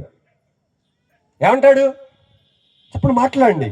నేను మరలా చెబుతున్నాను, దేవుడు ఏర్పరచుకున్నటువంటి దైవజనుల జోలికి వెళ్ళమాకండి. దేవుడు ఏర్పరచుకున్నటువంటి దైవజనుల జోలికి అస్సలు వెళ్ళమాకండి. ఎందుకంటే మీ కుటుంబాల ఆశీర్వాదాన్ని తీసుకుని రాదు. విరోధంగా వారికి మాట్లాడటం. ఆయన మంచివాడా? పాస్టర్ గారు మనం చూసానే ఒక అమ్మాయితో తిరుగుతున్నాడు, కవింపు మాటలు, కేవలం చేసినటువంటి మాటలు, నిందలు వేసినటువంటి మాటలు, ఇవి మనకి ఏం చేస్తాయి? ఆశీర్వాదాన్ని తీసుకురాలేవు. కోరహ స్వభావాన్ని కలిగి ఉన్నాడు, ఆ వ్యక్తిత్వాన్ని కలిగి ఉన్నాడు. హల్లు చెప్పండి, గట్టిగా చెప్పండి. ఇప్పుడు మోషే గారు చెబుతున్నాడు, రేపు పొద్దున్నే మీరు ఏం చేయాలంటే 250 మంది ఏం చేయాలంటే మీ దూపార్తులు మీరు తీసుకొని రండి. దేవుడు మాట్లాడతాడు. దేవుడు ఏం చేయాలో తెలియపరుస్తాడు, ఏం చేయాలో ఆయన తెలియపరుస్తాడు అని చెప్పాడు. చెబితే ఉదయాన్ని ఏం చేశారంటే అందరూ కూడా వినాలందరూ కూడా ఇత్తడితో తయారు చేయబడినటువంటి దూపార్తులు అగ్ని నింపుకొని ఏం చేశారంటే ఉదయాన్నే మందిరం దగ్గరకు వచ్చి ప్రత్యక్ష గుడారం దగ్గరకు వచ్చారు.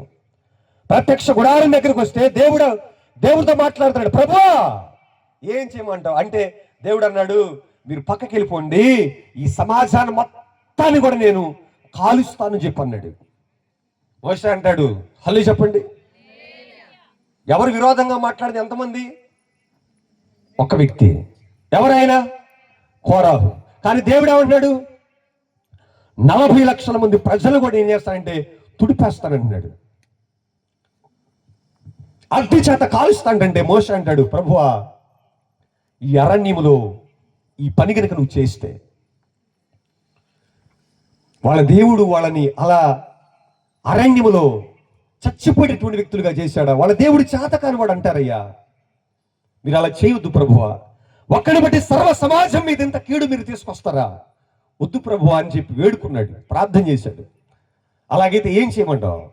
దేవుడు చెప్పాడు, మరొక మాట అన్నాడు. ఏమన్నాడంటే, మీరు ఈ 250 మంది దాతాను, అభిరాము, కోరాహు వారి గుడారాల దగ్గర నుంచి వేరుగమ్మన్నాడు సమాజాన్ని వేరుగమ్మంటే మోషే చెప్పాడు. ఏమన్నాడంటే, కోరాహు, దాతాను, అభిరాము వాళ్ళ గుడారాలు, వాళ్ళు ఉండేటువంటి గుడారాల దగ్గర నుంచి ఏం చేశారంటే ఈ 250 మందికి పక్కగా అందరు సమాజాన్ని పక్కకి వెళ్ళిపోమన్నాడు.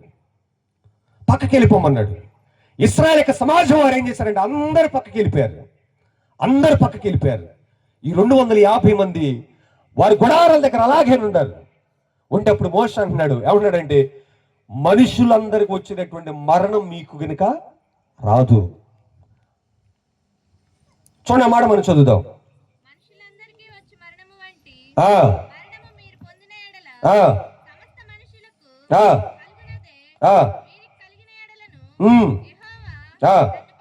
నన్ను పంపలేదు. అయితే యెహోవా వింత పుట్టించడం వలన వారు ప్రాణములతో పాతాళంలో కూలినట్లు భూమి తన నోరు తెరిచి వారి కలిగిన సమస్తాన్ని మింగివేసిన ఎడల వారు యెహోవాని అలక్ష్యము చేసిరని మీకు తెలియదండి. హల్లు చెప్పండి, గట్టిగా చెప్పండి ఒకసారి, 2 చేతులు చెప్పండి. నిద్రపోయి ఎవరు ఉన్నారా? ఎవరు లేరు కదా. ముగిస్తున్నాను నేను. ఇప్పుడు ఏం చేస్తా ఉన్నాడు? వీళ్ళకి వస్తున్నటువంటి మరణాన్ని గురించి మాట్లాడుతున్నాడు. ఎందుకు మరణం వస్తుంది? ఏ మరణం వస్తా ఉంది? వినాలి, ముగిస్తున్నాను. కోరాహు, దాతాను, అభిరామ్ 250 మంది మనుషులు ఏం చేస్తున్నారంటే దేవుడు అందరిని పక్క పంపించాడు. ఈ మనుషుల మీద ఇప్పుడు ఏమొస్తుందంటే దేవుడు చూస్తున్నాడు, ఆకాశం నుండి అగ్ని కుమ్మరించబడిద్దట, అగ్ని దిగిద్ది అన్నాడు.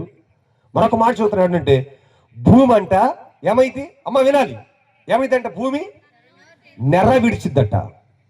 నెర విడిచి ఏం చేసిందంటే ప్రాణముతోనే పాతాళములు కూలిపోతారట. ప్రాణముతో ఏం చేసిందంటే భూమి అంటే వారిని మృంగి వేసిద్దట. ఇది మరణం. హల్లు చెప్పండి. ప్రాణంతోనే చనిపోయేటువంటి వాళ్ళు ఉన్నారా? ప్రాణంతోనే సమాధి కార్యక్రమం చేస్తామను ఎవరికి మనం చెయ్యం. ఇప్పుడు వాళ్ళు ప్రాణముతో ఏమవుతున్నారు? భూమిలో చెప్పండి ఏమవుతుంది? భూమి నెరవేరవాలి, వారిని మృంగేయాలి. ఇది దేవుడు చెప్పినటువంటి మాట, దేవుడు మాట్లాడుతున్నటువంటి మాట. ఇది అందరు వినాలి. ప్రజలందరూ చూస్తున్నారు. ఏం జరిగిందంటే ఈ దాతాను, అభిరాము, కోరాహు వారి కుటుంబం, చిన్న బిడ్డలు, వారి సంపాద్యం అంతా కూడా ఏమైందంటే భూమి అంట నెరవిడిచిందంట. నెరవిడుస్తా ఉంటే ఏమైందంటే ప్రజలందరూ చూస్తుండగానే ఏమయ్యారంటే భూమి లోపలికి వెళ్ళిపోయారు. హల్లు చెప్పండి, ఏమయ్యారట? మాట్లాడండి, ఏమయ్యారు? భూమి నెరవిడిచింది. ఎక్కడికి వెళ్ళిపోయారు? భూమి లోపలికి వెళ్ళిపోయారు. ఇప్పుడు వాళ్ళు ఏమయ్యారంటే అందరూ చనిపోయారు. అక్కడ రాశాడు ఏమనంటే ప్రాణములతో పాతాళములో కూలిపోయారట. ఎక్కడికి వెళ్ళిపోయారు? ప్రాణములతో పాతాళములోనికి వెళ్ళిపోయారు. హల్లు చెప్పండి ఒకసారి. ప్రాణములతో వారు చనిపోతే ఆ కీర్తన ఎవరు రాశారు? ఇందా మనం చదివాం కదా 84 కీర్తన. ఎవరు రాశారంటే అక్కడ? కోరాహు కుమారు రాసినటువంటి కీర్తన. మరి ఇక్కడ చనిపోతే కీర్తన ఎలా రాశారు? బ్రతికుండప్పుడు రాస్తారు, అంతే కదా? మీరు చెప్పేది అదే కదా, బ్రతికుండప్పుడు రాస్తారు. అందరు వినాలి, కానీ వినాలి అందరు కూడా. కోరాహుకి ఒక 3 కుమారులు ఉన్నారు. ఎంతమంది? అందరు చెప్పాలి, ఎంతమంది ఉన్నారు? 3 కుమారులు ఉన్నారు. నిర్గమాకాండం 6వ అధ్యాయం. ఈ మాట చదివి మన వాక్యాన్ని మనం ధ్యానం చేద్దాం. నేను ముగిస్తున్నాను. 6:24. కోరాహు కుమారులు అస్సీరు, ఎల్కానా, అబియాసాపు. హల్లు చెప్పండి, గట్టిగా చెప్పాలి. ఎంతమంది కుమారులు ఉన్నారు? మాట్లాడాలి. అస్సీరు, ఎల్కానా, అబియాసాపు. అందరు వినాలి. ఇప్పుడు ఈ 250 మంది ఏమారంటే భూమి నెరవేర్చింది. చెప్పండి, మాట్లాడండి. ఏమయ్యారు? అందరు చనిపోయారు. మీరు అనుకున్నట్లుగా కోరాహ కుమారులు చచ్చిపోలేదు. హల్లు చెప్పాలి.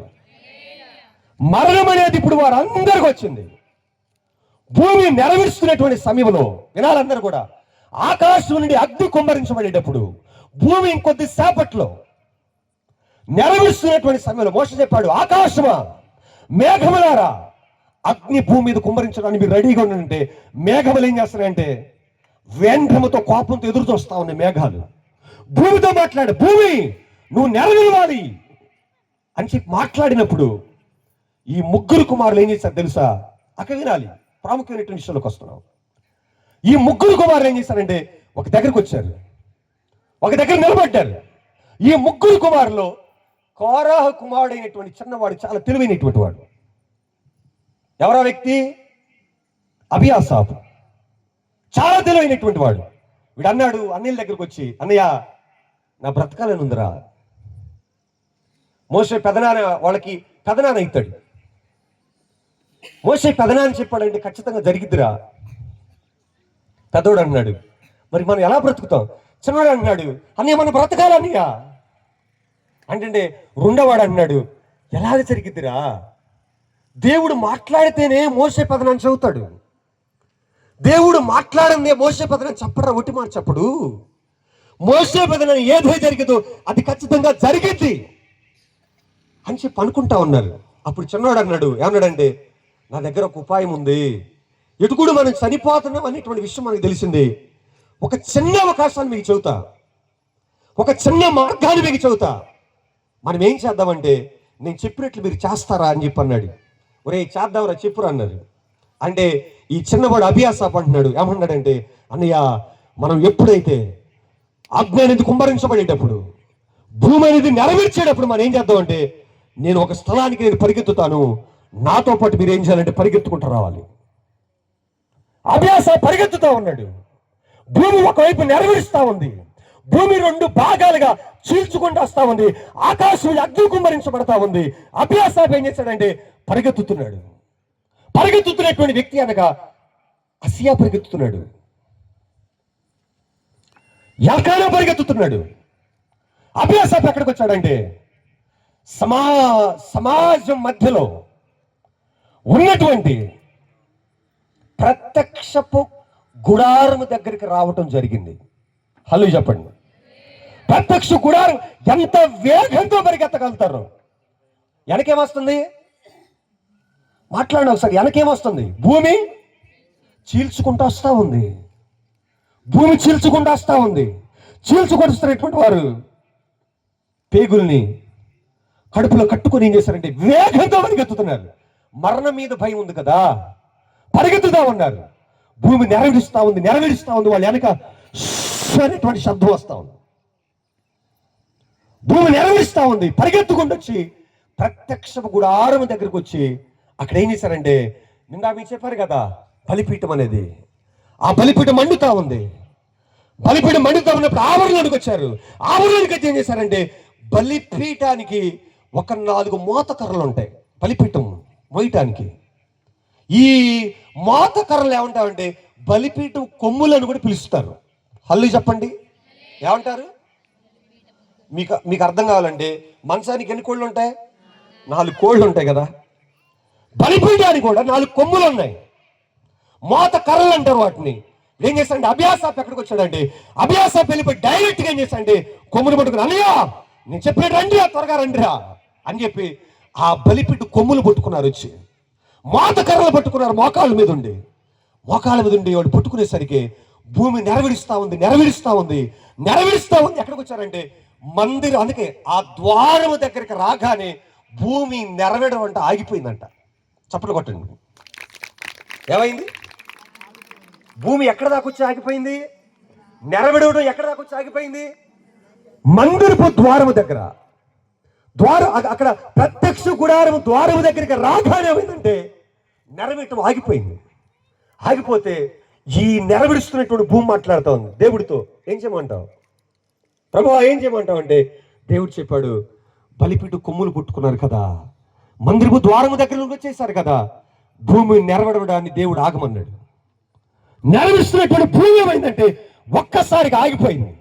ఒక్కసారి ఆగిపోతే వీళ్ళు మందిరపు ఆ బలిపీఠ కొమ్ములు పుట్టుకున్నారు కదా, కొమ్ములు పుట్టుకునేటువంటి వారు ఆ భూమి నెరవేరటం ఆగిపోయింది. ఒక్కసారి మరలా ఎలాగైతే చేల్చబడిన భూమి మరలా ఒకే రీతికి అయిపోయింది. సమాజం వాళ్ళు కేకలు పడతా ఉన్నారు. కొద్దిసేపటికి ఆ కేకలు ఆగిపోయినాయి. వారికి కూడా భయం వచ్చింది, మిగతా వారు కూడా భూమి మనల్ని కూడా మృంగివేసింది, మనం కూడా చనిపోతామో అనేటువంటి భయం వచ్చింది కళ్ళ ముందు. ఈ అభ్యాసపు అంటాడు, ఒరే వెళ్దాం పదండి, మళ్ళీ మోసే పెదనాన్ని వస్తే మనల్ని ఏమన్నా చేస్తాడేమో, సమాజం వాళ్ళు వచ్చి చెప్పి ఏమన్నా అంటారేమో అని చెప్పి అంటే అభ్యాస పెద్దోళ్ళతో చెబుతాడు. ఏమంటండి, రే మనల్ని బ్రతికించింది ఎవరు తెలుసా? ఈ బలిపీఠ కొమ్ములు మనం బ్రతికించాయి.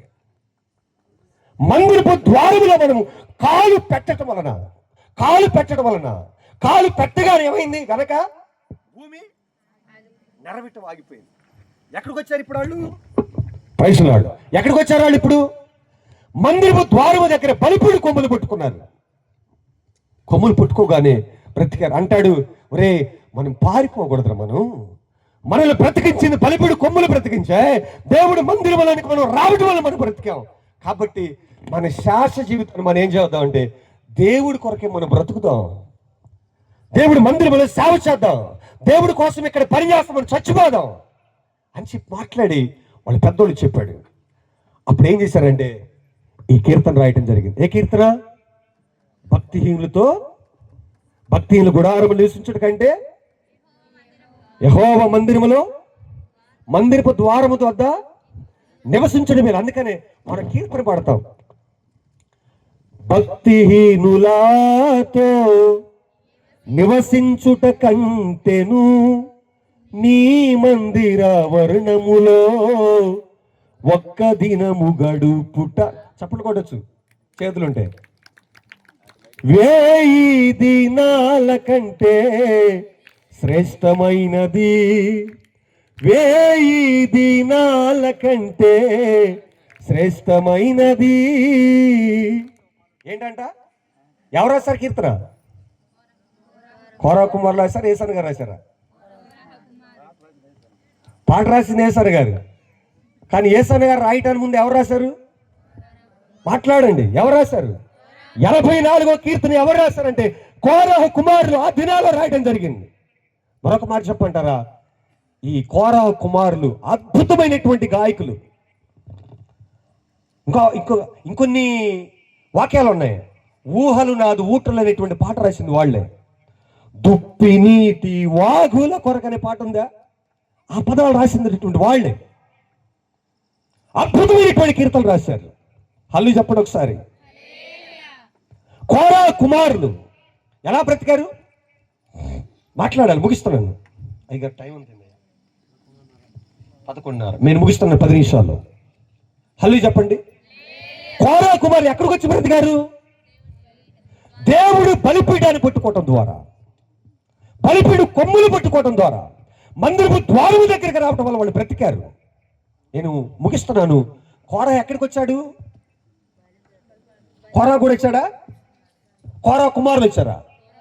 కోరా ఎవడు? కోరాతో పాటు ఎవరు చనిపోయారు? కోరాహు, దాతాను, అభిరాము తనతో పాటు ఉన్నటువంటి 250 మనుషులు ఎక్కడికి వెళ్ళిపోయారు? పాతాళములో కూలిపోయారు. నేను మాట్లాడుతున్నాను ఈ రాత్రి, మీకు దేవుడు ఇక్కడికి నన్ను పంపించి మాట్లాడుతుంది. దేవుడికి విరోధంగా ప్రవర్తించినటువంటి వారు ఎక్కడికి వెళ్తారంటే పాతాళములోనికి వెళ్తారు. నీ ప్రవర్తన బట్టి, దేవుడికి లోపైనటువంటి జీవితాన్ని బట్టి, తిరుగుబాటుని బట్టి, విరోధంగా మనం ప్రవర్తించడాన్ని బట్టి ఎక్కడికి వెళ్తాం? పాతాళంలోకి వెళ్తాం. పాతాళం ఎక్కడుంది? పాతాళం ఎక్కడుంది? పాతాళం భూమి క్రింద ఉంది. భూమి క్రింద ఉంది పాతాళం. పరలోకం ఎక్కడుంది? ఆకాశానికి పైన ఉంది. 7 ఆకాశాలు ఉన్నాయి. 7వ ఆకాశంలో ఉంది. హల్లు చెప్పండి. పాతాళం ఎక్కడుంది? భూమి క్రింద ఉంది.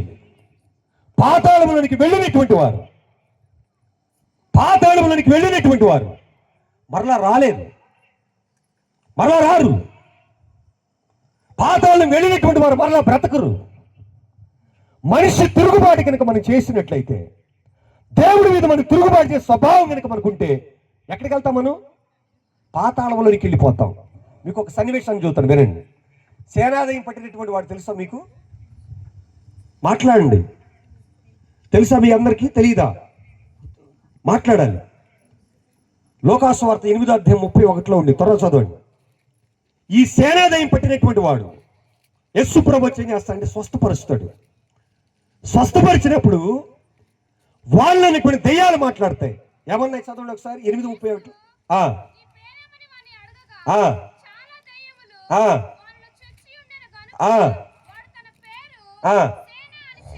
సేన అని చెప్పి పాతాళంలోనికి పోవటానికి మాకు ఆజ్ఞాపింపవద్దన్నారు. హల్లు చెప్పండి, గట్టిగా చెప్పండి.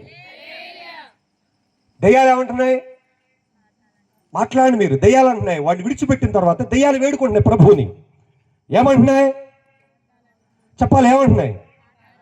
పాతాళంలోనికి మమ్మల్ని మీరు పంపించొద్దు, పాతాళంలోనికి మేము వెళ్లకుండా మాకు సహాయం చెయ్యి. దెయ్యాలు దేని చూసి భయపడుతున్నాయి? చెప్పండి, మాట్లాడండి. పాతాళం అంటే దెయ్యాలకు భయం వస్తుంది, కానీ మనిషి భయం లేదు. అలా రక్షణ పొందన్నా అక్క నీ జీవితాన్ని మార్చుగా విరోధంగా బ్రతుక్కోదు. నీ వ్యభిచారం వదిలిపెట్టు. దేవుడు మీ తిరుగుబాటు చేయి మాకు, నువ్వు త్రాగమాకు, నువ్వు నరకానికి వెళ్తావు. పోతే పో, నీ తెల్లారే పోదాం. వస్తే 3 రోజులు అయింది, వెళ్ళిపోదాం. కానీ దెయ్యానికి ఏముంది? పాతాళం అంటే భయం ఉంది. మనిషి ఈరోజు పాతాళం అంటే భయం లేదు, నరకం అంటే భయం లేదు. అందుకని లోకాసువార్తలు అంటాడు, ఒక ధనవంతుడు ఎక్కడికి వెళ్ళాడు? నరకానికి వెళ్ళాడు. ఆయన ఎక్కడికి వెళ్ళాడు? పాతాళంలోనికి వెళ్ళిపోయాడు.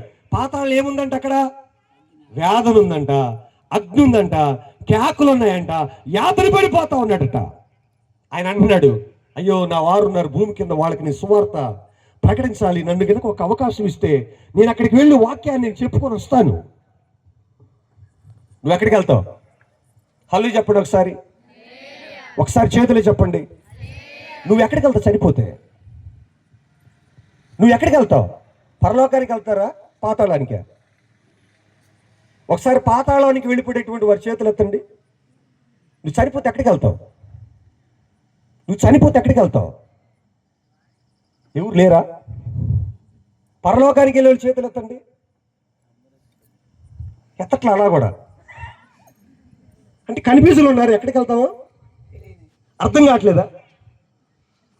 నీలో తిరుగుబాటు ఉంటే, పరిశుద్ధత కనుక లేకపోతే, విరోధంగా కనుక మాట్లాడితే, నీ జీవితాన్ని సరి చేసుకోకపోతే, నీ బ్రతుకును మార్చుకోకపోతే ఎక్కడికి వెళ్తావంటే పాతాళానికి వెళ్ళటానికి నువ్వు రెడీగా ఉన్నావు. దాని సందేహం లేదు, దాని డౌట్ లేదు. ఈరోజు మనిషి ఏం చేస్తున్నారంటే తిరుగుబాటే, తిరుగుబాటు తిరుగుబాటు తిరుగుబాటు, విరోధం. ఎంత తిరుగుబాటు చేస్తున్నారంటే తల్లిదండ్రులు చెప్పినటువంటి మాట కూడా ఇవాళ ఎవరిని పెట్టి లేనట్లా. ఏమంటున్నారు? పెళ్ళి ఎప్పుడు చేస్తావు నాకు? ఎవరనేది? మాట్లాడట్లా మీరు. ఎవరనేది? 16, 18 సంవత్సరాలు కూడా రావట్లా. పెళ్ళెప్పుడు?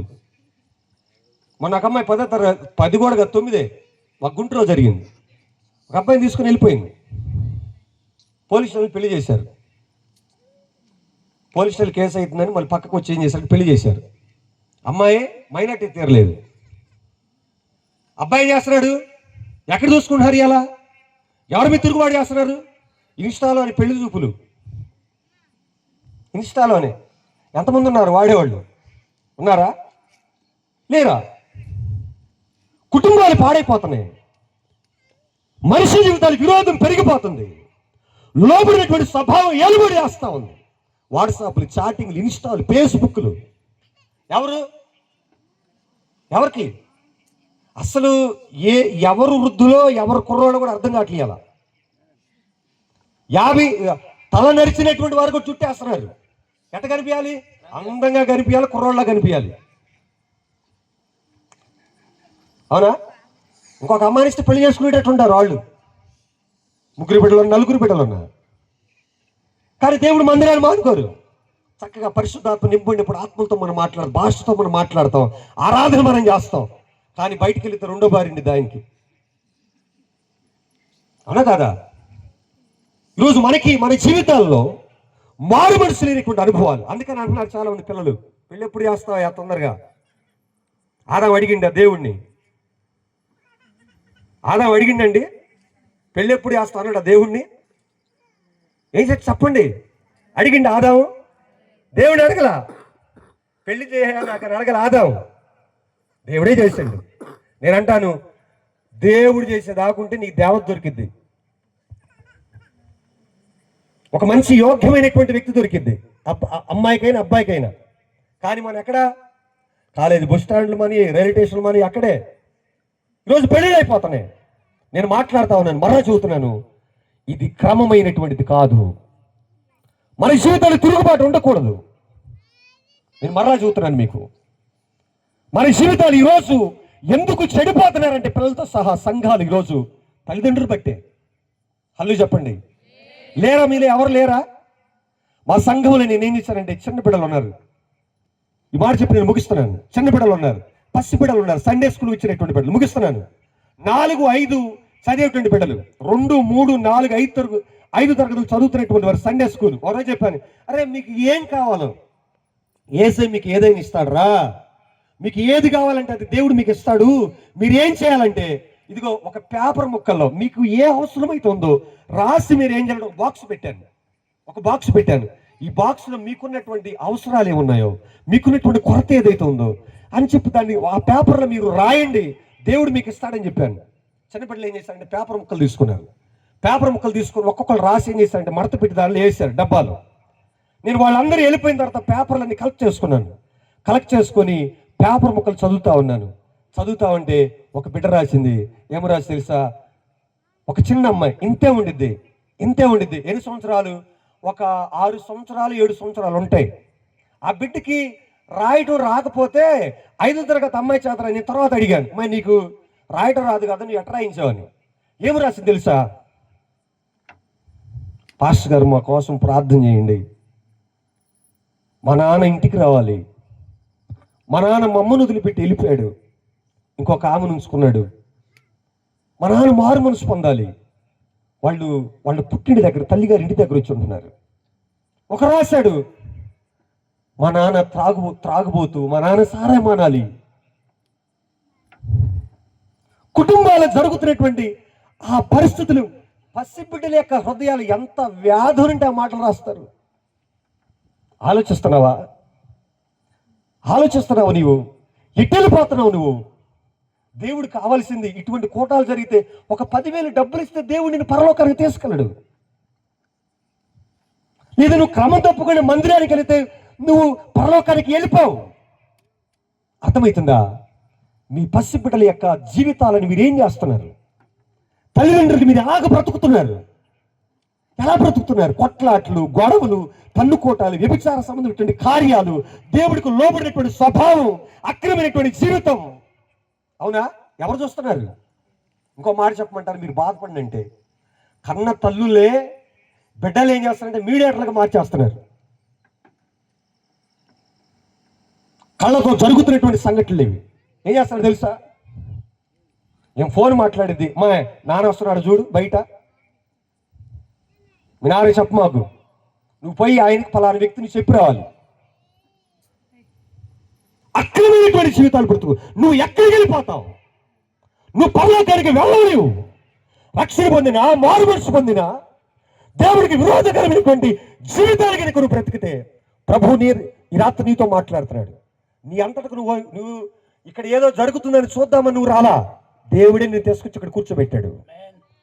దేవుడు నీతో మాట్లాడడానికే ఇక్కడ ఈ స్థలానికి తెచ్చాడు. ఎందుకో తెలుసా ప్రియ యవనస్తుడా, అక్క చెల్లి, నీతో మాట్లాడుతుంది దేవుడి యొక్క వాక్యం. ఎప్పుడు నీ జీవితాన్ని సరి చేసుకుంటావు? ఎప్పుడు నీ బ్రతుకును మార్చుకుంటావు? హల్లు చెప్పండి. ఈ సంఖ్యాకాండంలోని ఒక మాట అంటాడు, ముగిస్తున్నాను నేను. సంఖ్యాకాండంలోని మనం చదివాం కదా 16వ అధ్యాయంలో ఒక మాట ఉండిద్ది. చూడండి అందరు కూడా వాక్యాన్ని మనం చదివి నేను ముగిస్తున్నాను. వాక్యాన్ని మనం చదువుదాం. ఒక చక్కటి మాట ఉండిద్ది. ఏమన్నారు చూడండి, 11వ వాక్యం.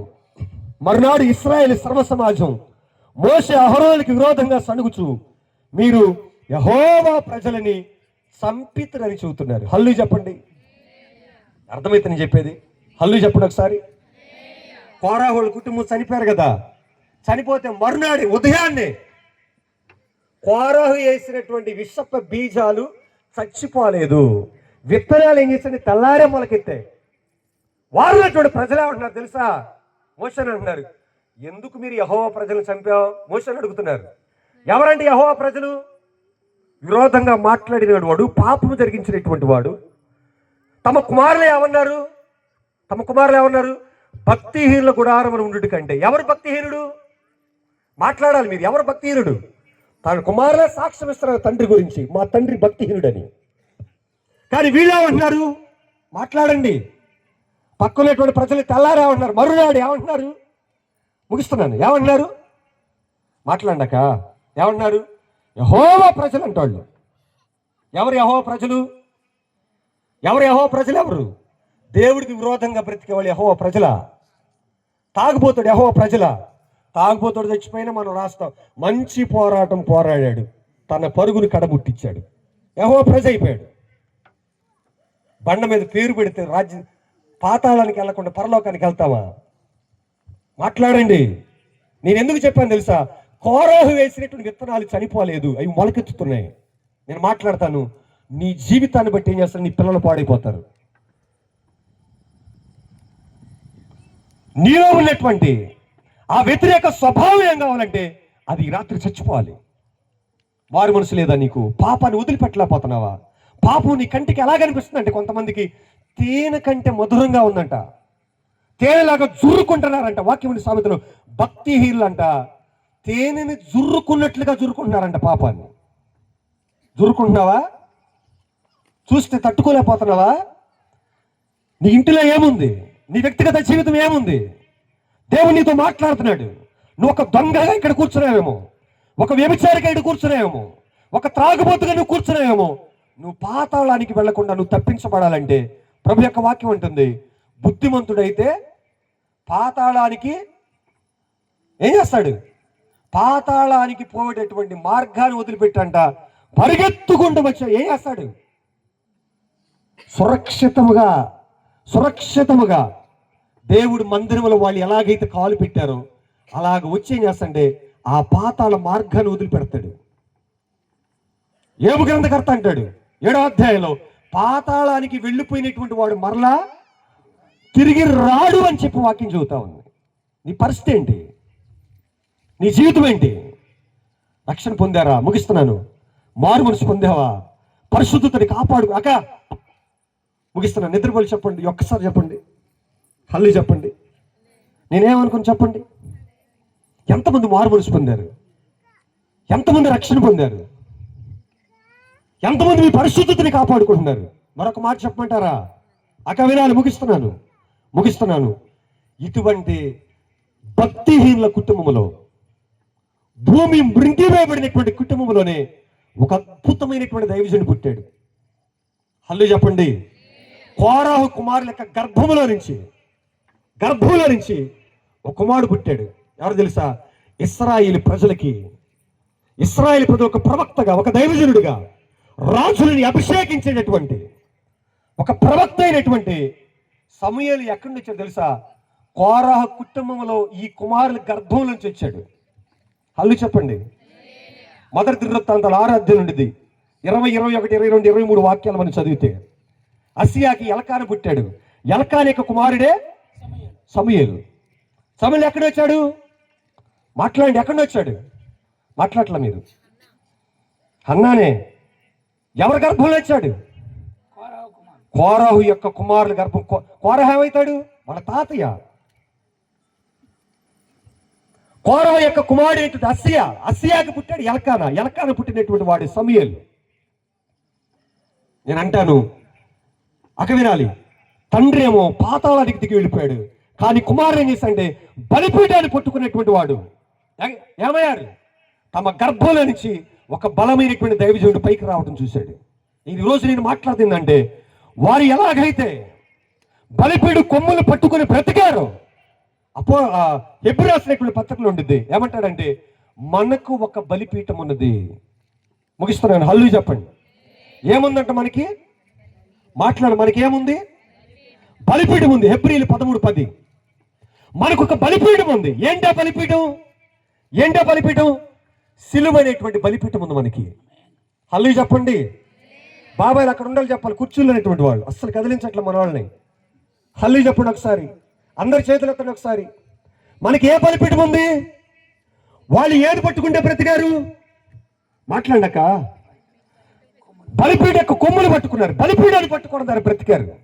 ఈ రాత్రి నీ జీవితం మారాలంటే, నువ్వు పాతాలను తప్పించుకోవాలంటే, ప్రభు నీతో మాట్లాడుతుంది తెలుసా? 2026 సంవత్సరాల క్రితం నీ కోసం రక్తము కార్చినటువంటి బలిపీఠం ఉంది. అది సిలువైనటువంటి బలిపీఠం. నీకోసమైన ఆఖరి రక్తపుట్టు వరకు కార్చాడు. ఎందుకో తెలుసా? వినాలి. ఏం చేస్తే తెలుసా? ఒక ముళ్ళ కిరీటాన్ని పెట్టాడు. తన దేహంలో ఉన్నటువంటి రక్తం అంతా ఆఖరి రక్తపుట్టు వరకు కార్చాడు. పిడుగుతులు తిన్నాడు. శరీరం నాగడి చాలవలే శరీరం దున్నపడింది. ఆ దున్నపడినటువంటి శరీరంతో గవిని వెలుపుట నీ కోసం శ్రమ పొంది, వింటున్నారా, రక్తం కారిపోతా తన ప్రాణాన్ని వదిలిపెట్టేస్తా మనందరి కోసం ఏం చేశాడంటే, నువ్వు అనుభవించవలసినటువంటి శిక్షను తన మీద వేసుకున్నాడు. మన దోషాలు ఆయన భరించాడు, మన పాపములు ఆయన భరించాడు. నీకు నాకు ఏం చేశాడంటే, పాప క్షమాపణ కలిగించడానికి యేసయ్యవడక కల్వరి సిలువలో మాట్లాడండి ఆయన చనిపోవడం జరిగింది. నువ్వు ఈ రాత్రి ఎక్కడికి రావాలి తెలుసా? నువ్వు పోవాల్సిన సినిమా హాల్ కాదు, నువ్వు చేయాల్సింది వాట్సాప్లో చాటింగ్లు కాదు, నువ్వు వెళ్ళాల్సింది పనికి మళ్ళినటువంటి స్థలాల దగ్గర కాదు. వెళితే నువ్వు బ్రతకవు. ఈ రాత్రి నీతో మాట్లాడుతున్నాడు. ఈ రాత్రి దేవుడు నీతో మాట్లాడుతున్నాడు. నువ్వు రావాల్సింది ఎక్కడ తెలుసా? సిలువైనటువంటి బలిపీఠాన్ని పట్టు. ఎంత వేగంతో రాగలుగుతావో అంత వేగంతో రావాలి. బలిపీఠం దగ్గరకు వస్తున్నావా? హల్లు చెప్పండి, చెప్పాలి. మనోళ్ళు సంవత్సరానికి 2-3 సార్లు వస్తారు మన బాబాయ్లు. గుడ్ ఫ్రైడే రోజు వస్తాడు. ఏం బాబాయ్ తాగానంటే, యేసు ప్రభు వాళ్ళు సిలువ వేశారు అందుకే బాధతో తాగుతాను అంటారు. ఆదివారం మళ్ళీ ఈస్టర్ రోజు అడిగితే అంటారు ఆయన లేచాడు, ఇది సంతోషం తగిన విషయం, ఆనందం తాగాని అంటాడు. డిసెంబర్ 25 రోజు అడిగితే ఆయన పుట్టాడు, పండగ, ప్రపంచం అంతా చేసుకునే పండగ, అందుకే ఈరోజు తాగారంటాడు. ఆ 3 రోజులే మన మందిరానికి వచ్చేది. అన్నయ్యలు బాబాయిలు అయితే తాగే వస్తారు కొంతమంది. నువ్వు అలా వస్తే పరలోకానికి రావు. నువ్వు అలా వస్తే నీ జీవితం నేను మరలా చదువుతున్నాను. ఎవరి బిడలేనటువంటి వారి అమ్మ మీ అందరూ చదువుతున్నాను, ఎవరి బిడలకి నేను చదువుతున్నాను. మీకు తెలియదు, మీ బిడల జీవితాలు భయంకరమైనటువంటి పాపం వెలుబడి చేస్తుంది. నేను ఎక్కడికి వెళ్ళినా వినాలి, నేను ఎక్కడికి వెళ్ళినా కానీ నా మీద దుష్టుడు అంత పోరాటం చేయలేదు. నేను ప్రార్థనలో ఉంటా ఉన్నాను, కానీ ఇక్కడికి రావటానికి ఎన్ని ఆటంకాలు నాకు కలిగించాడు. నేను ఇంతవరకు ఎప్పుడు చూడలేదు దుష్టుడితో ఆ పోరాటం. గత 3 రోజుల నుంచి జరుగుతుంది. నా మీద ఎంత దాడి చేస్తాను. ఇక్కడ రాకుండా ఆవిడే నిన్న వరకు కూడా నాకు రావటానికి లేదు. నా పరిస్థితి అస్సలు బాగలేదు. నేను మరలా ఎంతటి కష్టమైనా కానీ నేను ఎందుకు వచ్చానంటే, ఈ రాత్రి ప్రభు నీకు సువార్తను ప్రకటించడానికి తన దైవజనుని ఇక్కడ తెచ్చాడు. నువ్వు ఖాళీ చేతులు, నేను మరలా చదువుతున్నాను, చెప్పాళ్ళే వెళ్ళిపోదాంలే, బైబిల్ తీసుకెళ్ళి అలా పుట్టుకొని నువ్వు ఇంట్లో ఎక్కడో పడేసి వెళ్ళటం కాదు. కొద్దిగా ఆలస్యమైన నన్ను క్షమించి నేను ముగిస్తున్నాను. ఈ రాత్రి నీ జీవితం మారాలి. ఈ రాత్రి వేసే రక్తంతో కడగబడతావా? బలిపీఠం దగ్గరకు వస్తావా? బలిపీఠం దగ్గరకు రాగలుగుతావా? నీ చెడిపోయిన అక్రమైన వ్యభిచార సంబంధమైనటువంటి జీవితాన్ని నీ ఇష్టాన్ని వదిలిపెట్టే. ఈరోజు మీకు తెలియదు, మీ పిల్లలు ఫోన్లు ఇవ్వకండి. మీకు తెలియదు, మీ పిల్లలు ఫోన్లు ఇవ్వకండి. ఈరోజు హాస్టల్స్లో ఉన్నటువంటి ఆడపిల్లలు ఎంత చెడిపోతున్నారో మీకు తెలియదు. ఆడపిల్లలు ఈరోజు పాపం చేస్తున్నారు. స్త్రీలు ఈరోజు పెళ్లిళ్ళు చేసుకుంటున్నారు. మగవాళ్ళు ఈరోజు పాపం చేస్తున్నారు. మీ పిల్లల జీవితాలు భయంకరమైనటువంటి సంఘటనలు జరుగుతున్నాయి. ఫోన్లు అక్కడ దయచేసి నేను చెబుతున్నాను, మీ అందరూ చెబుతున్నాను, ఇన్స్టాలు వదిలిపెట్టండి. మీకు చేతులు చెబుతున్నాను, ఇన్స్టాలు వదిలిపెట్టేయండి. ఇన్స్టాల వల్ల, ఫేస్బుక్ల వలన, వాట్సాప్ చాటింగ్ల వలన తెలియనటువంటి వ్యక్తులతో మీరు మాట్లాడమాకండి. నేను చెప్పేది అర్థమవుతుందా? మీకే చెబుతున్నాను, ఇక్కడ కూర్చునేటువంటి వాళ్ళు వదిలిపెట్టండి. ఒకవేళ అటువంటి పాపం కనుక మీ జీవితాల్లో ఉంటే అది మీకు మంచిది కాదు. చేతులు ఎత్తి మీకు చెబుతున్నాను. అక్క, మీ అందరూ నేను చేతులు ఎత్తి జోడిస్తున్నాను. ఈ రాత్రి ప్రభు దగ్గరికి రా, మనం అందరం పైకి లేచి నిలబడదాం. నువ్వు కనుక రక్షణ పొందకపోయినట్లయితే, మీలో ఎవరు రక్షణ పొందలేదో మేము రక్షణ పొందుతాం, పాతాళ నుంచి మేము తప్పించబడతాం అనేటువంటి వాళ్ళు మీలో ఎవరైనా ఉన్నట్లయితే, యేసయ్యకి మా జీవితాన్ని అప్పగిస్తాము, మీకు మారతాము, మేము పాపులుగా మేము ఇంటికి వెళ్ళము, కోరా కుమారుని బలిపీఠాన్ని పట్టుకున్నట్లుగా ఈ రాత్రి సిలువ అనే బలిపీఠ దగ్గరకు రాగలిగితే దయచేసి మీరు ముందుకు రండి. మీకోసం నేను ప్రార్థన చేస్తాను. యేసయ్యకి నా జీవితాన్ని ఇస్తాను, నేను భయంకరమైనటువంటి జీవితం నేను బ్రతికాను, నాకు యేసయ్య కావాలి, ఆ సిలువ బలిపీఠ దగ్గర నేను వస్తాను అనేటువంటి వాళ్ళు మీరు ఎవరైనా ఉన్నట్లయితే ముందుకు రండి. దైవజనులు సిద్ధంగా ఉంటారు. రక్షణ పొందడానికి సభలు అయిన తర్వాత మీరు ఖచ్చితంగా రక్షణ పొందండి. మీరు ఎవరైనా ఉన్నట్లయితే యేసయ్యకి మా జీవితాన్ని మేము సమర్పిస్తాం. రక్షణ పొందలేని వ్యక్తులు మీరు ఎవరైనా ఉన్నట్లయితే పరిగెత్తుకుంటూ రండి, చిన్న ప్రార్థన చేస్తాను. కోరా కుమారులు పరిగెత్తుకొని వచ్చారు, బలిపీఠ కొమ్ములు పట్టుకున్నారు. అందరూ కూడా చేతులు ఎత్తి ప్రార్థన. ప్రభువా, మీరు మాతో మాట్లాడారయ్యా. ప్రభువా, మీరు మాతో మాట్లాడారు. సిలువ బలిపీఠం దగ్గరికి ప్రభువా మేము వస్తాం. సిలువ బలిపీఠం దగ్గరికి మేము వస్తామయ్యా. అయ్యా, మీరు మా కొరకు రాయిరా. 2026 సంవత్సరాల క్రితం యేసయ్య మా కోసం రక్తం కార్చారు. అయ్యా, మీరు మా కొరకు రాయిరా, గాయపరచబడ్డారు. ఈ రాత్రి నువ్వు అలాగే వెళ్ళిపోవడం దేవుడి చిత్తం కాదక్క. ప్రియచెల్లి, నీ రహస్యమైన జీవితాన్ని చూస్తున్నాడు అక్కడ. నువ్వు వ్యభిచారిగా ఉన్నావా? దేవుడు నీకు క్షమిస్తాడు. ఘోరమైనటువంటి పాపాలు జరిగించావా? దేవుడు నీకు క్షమిస్తాడక్క. నీ యొక్క బ్రతుకుని ఈ రోజు ఆయన కరుగుబాతున్నాడు, పరిశుద్ధపరచబోతున్నాడు. పురుగుబాటు నీళ్ళు ఎలుబడి చేస్తుందా? వ్యతిరేకత నీ ఎలుబడి చేస్తుందా? ప్రభు దగ్గరికి రా. ఈరోజు నిర్ణయం తీసుకో. అక్క, నీ కన్నీళ్ళు రావట్లేదా? అన్నా, నీ కన్నీళ్ళు రావట్లేదా? ఇంక నీ జీవితంలో కఠినమైనటువంటి మనస్సుతో అలాగ ఉంటావా? అయ్యా, నన్ను మన్నించయ్యా. పరలోకానికి నీకు విరోధంగా నేను పాపం చేశాను అయ్యా. అయ్యా, ఇందులో సభలకు వెళ్ళాను, ప్రతి ఆదివారం మందిరానికి వెళ్తున్నాను, కానీ ప్రభు ఆ జీవితం మారలేదయ్యా. అక్రమాన్ని వదిలిపెట్టలేకపోతున్నాను. అయినా నన్ను మన్నించయ్యా. దేవా, నీ రక్తంతో నన్ను కడగండి అయ్యా, నన్ను పరిశుద్ధపరిచయ్యా. నైనా నీ కొందనాలు. చిన్న ప్రార్థన చేస్తాను మీ అందరి కోసం, చిన్న ప్రార్థన చేస్తాను. నైనా నన్ను కడుగయ్యా. నన్ను కడుగని కేకవయ్యి ఒక చిన్న తీర్మానం చేసుకో. మనుషులు చెప్పుకున్నటువంటి పాపం ఒకవేళ నీలో ఉందేమో, మనుషులకు చెబితే ఒకవేళ అవమానపరుస్తారు, గేలి చేస్తారు అనుకుంటున్నావేమో. చెల్లి, యేసయ్య నిన్ను ప్రేమిస్తున్నాడు తెలుసా? అన్న, యేసయ్య నిన్ను ప్రేమిస్తా ఉన్నాడు, నీకోసమైన ప్రాణం పెట్టాడు. చిన్న ప్రార్థన చేద్దాం. ప్రార్థనలోనండి, ప్రార్థనలోని చిన్న ప్రార్థన చేస్తాను. ప్రభువా తండ్రి, నీ స్తోత్రాలు. ప్రభువా, ఈ రాత్రి అయ్యా మీరు మాతో మాట్లాడినందుకే తండ్రి స్తోత్రం. కోరాహుని ప్రభా మా ముందు పెట్టారు నాయన. కోరా కుమారుని ప్రభా మా ముందు పెట్టారు. కోరా కుమారులైనా తండ్రి యొక్క అతిక్రమంలోనే, తండ్రి చేసినటువంటి తిరస్కారంలో తండ్రి కోరా కుమారులు లేరు నాయన. వారు రక్షించబడ్డారని, కాపాడబడ్డారని, బలిపీఠ కొమ్ములు పట్టుకున్నారని, వారు బ్రతికారని, మందిరము ద్వారము దగ్గర ఉండడానికి వారు ఇష్టపడ్డారు. ప్రభువా, ఈరోజు మా జీవితాలు తండ్రి ఈ సిలువనే బలిపీఠ దగ్గరికి ఎవరైతే రాగలుగుతున్నారు వారి జీవితాల ప్రభావ కడగండి, వారి జీవితాలు పరిశుద్ధపరచండి తండ్రి. ప్రతి ఒక్కరినైనా బలపరిచి అద్భుతాలు ఆశ్చర్యమైనటువంటి కార్యాలను అయినా ప్రజల జీవితాలు జరిగించండి. యేసయ్య నీ రక్తాన్ని విడుదల చేస్తా ఉన్నాను, నీ అభిషేక తైలాన్ని విడుదల చేస్తా ఉన్నాను, నీ అభిషేక రక్తాన్ని విడుదల చేస్తా ఉన్నాను. బిడలపై పోరాటం చేస్తున్న ప్రతి బంధకాలు తెగాలి ప్రభువా, ప్రతి చీకటి బంధకాలను యేసు క్రీస్తు నామమున బంధిస్తా ఉన్నాను. అద్భుతముల తండ్రి జరుగును గాక. కుటుంబాలు కట్టబడాలి, కుటుంబాలు కట్టబడాలి ప్రభువా.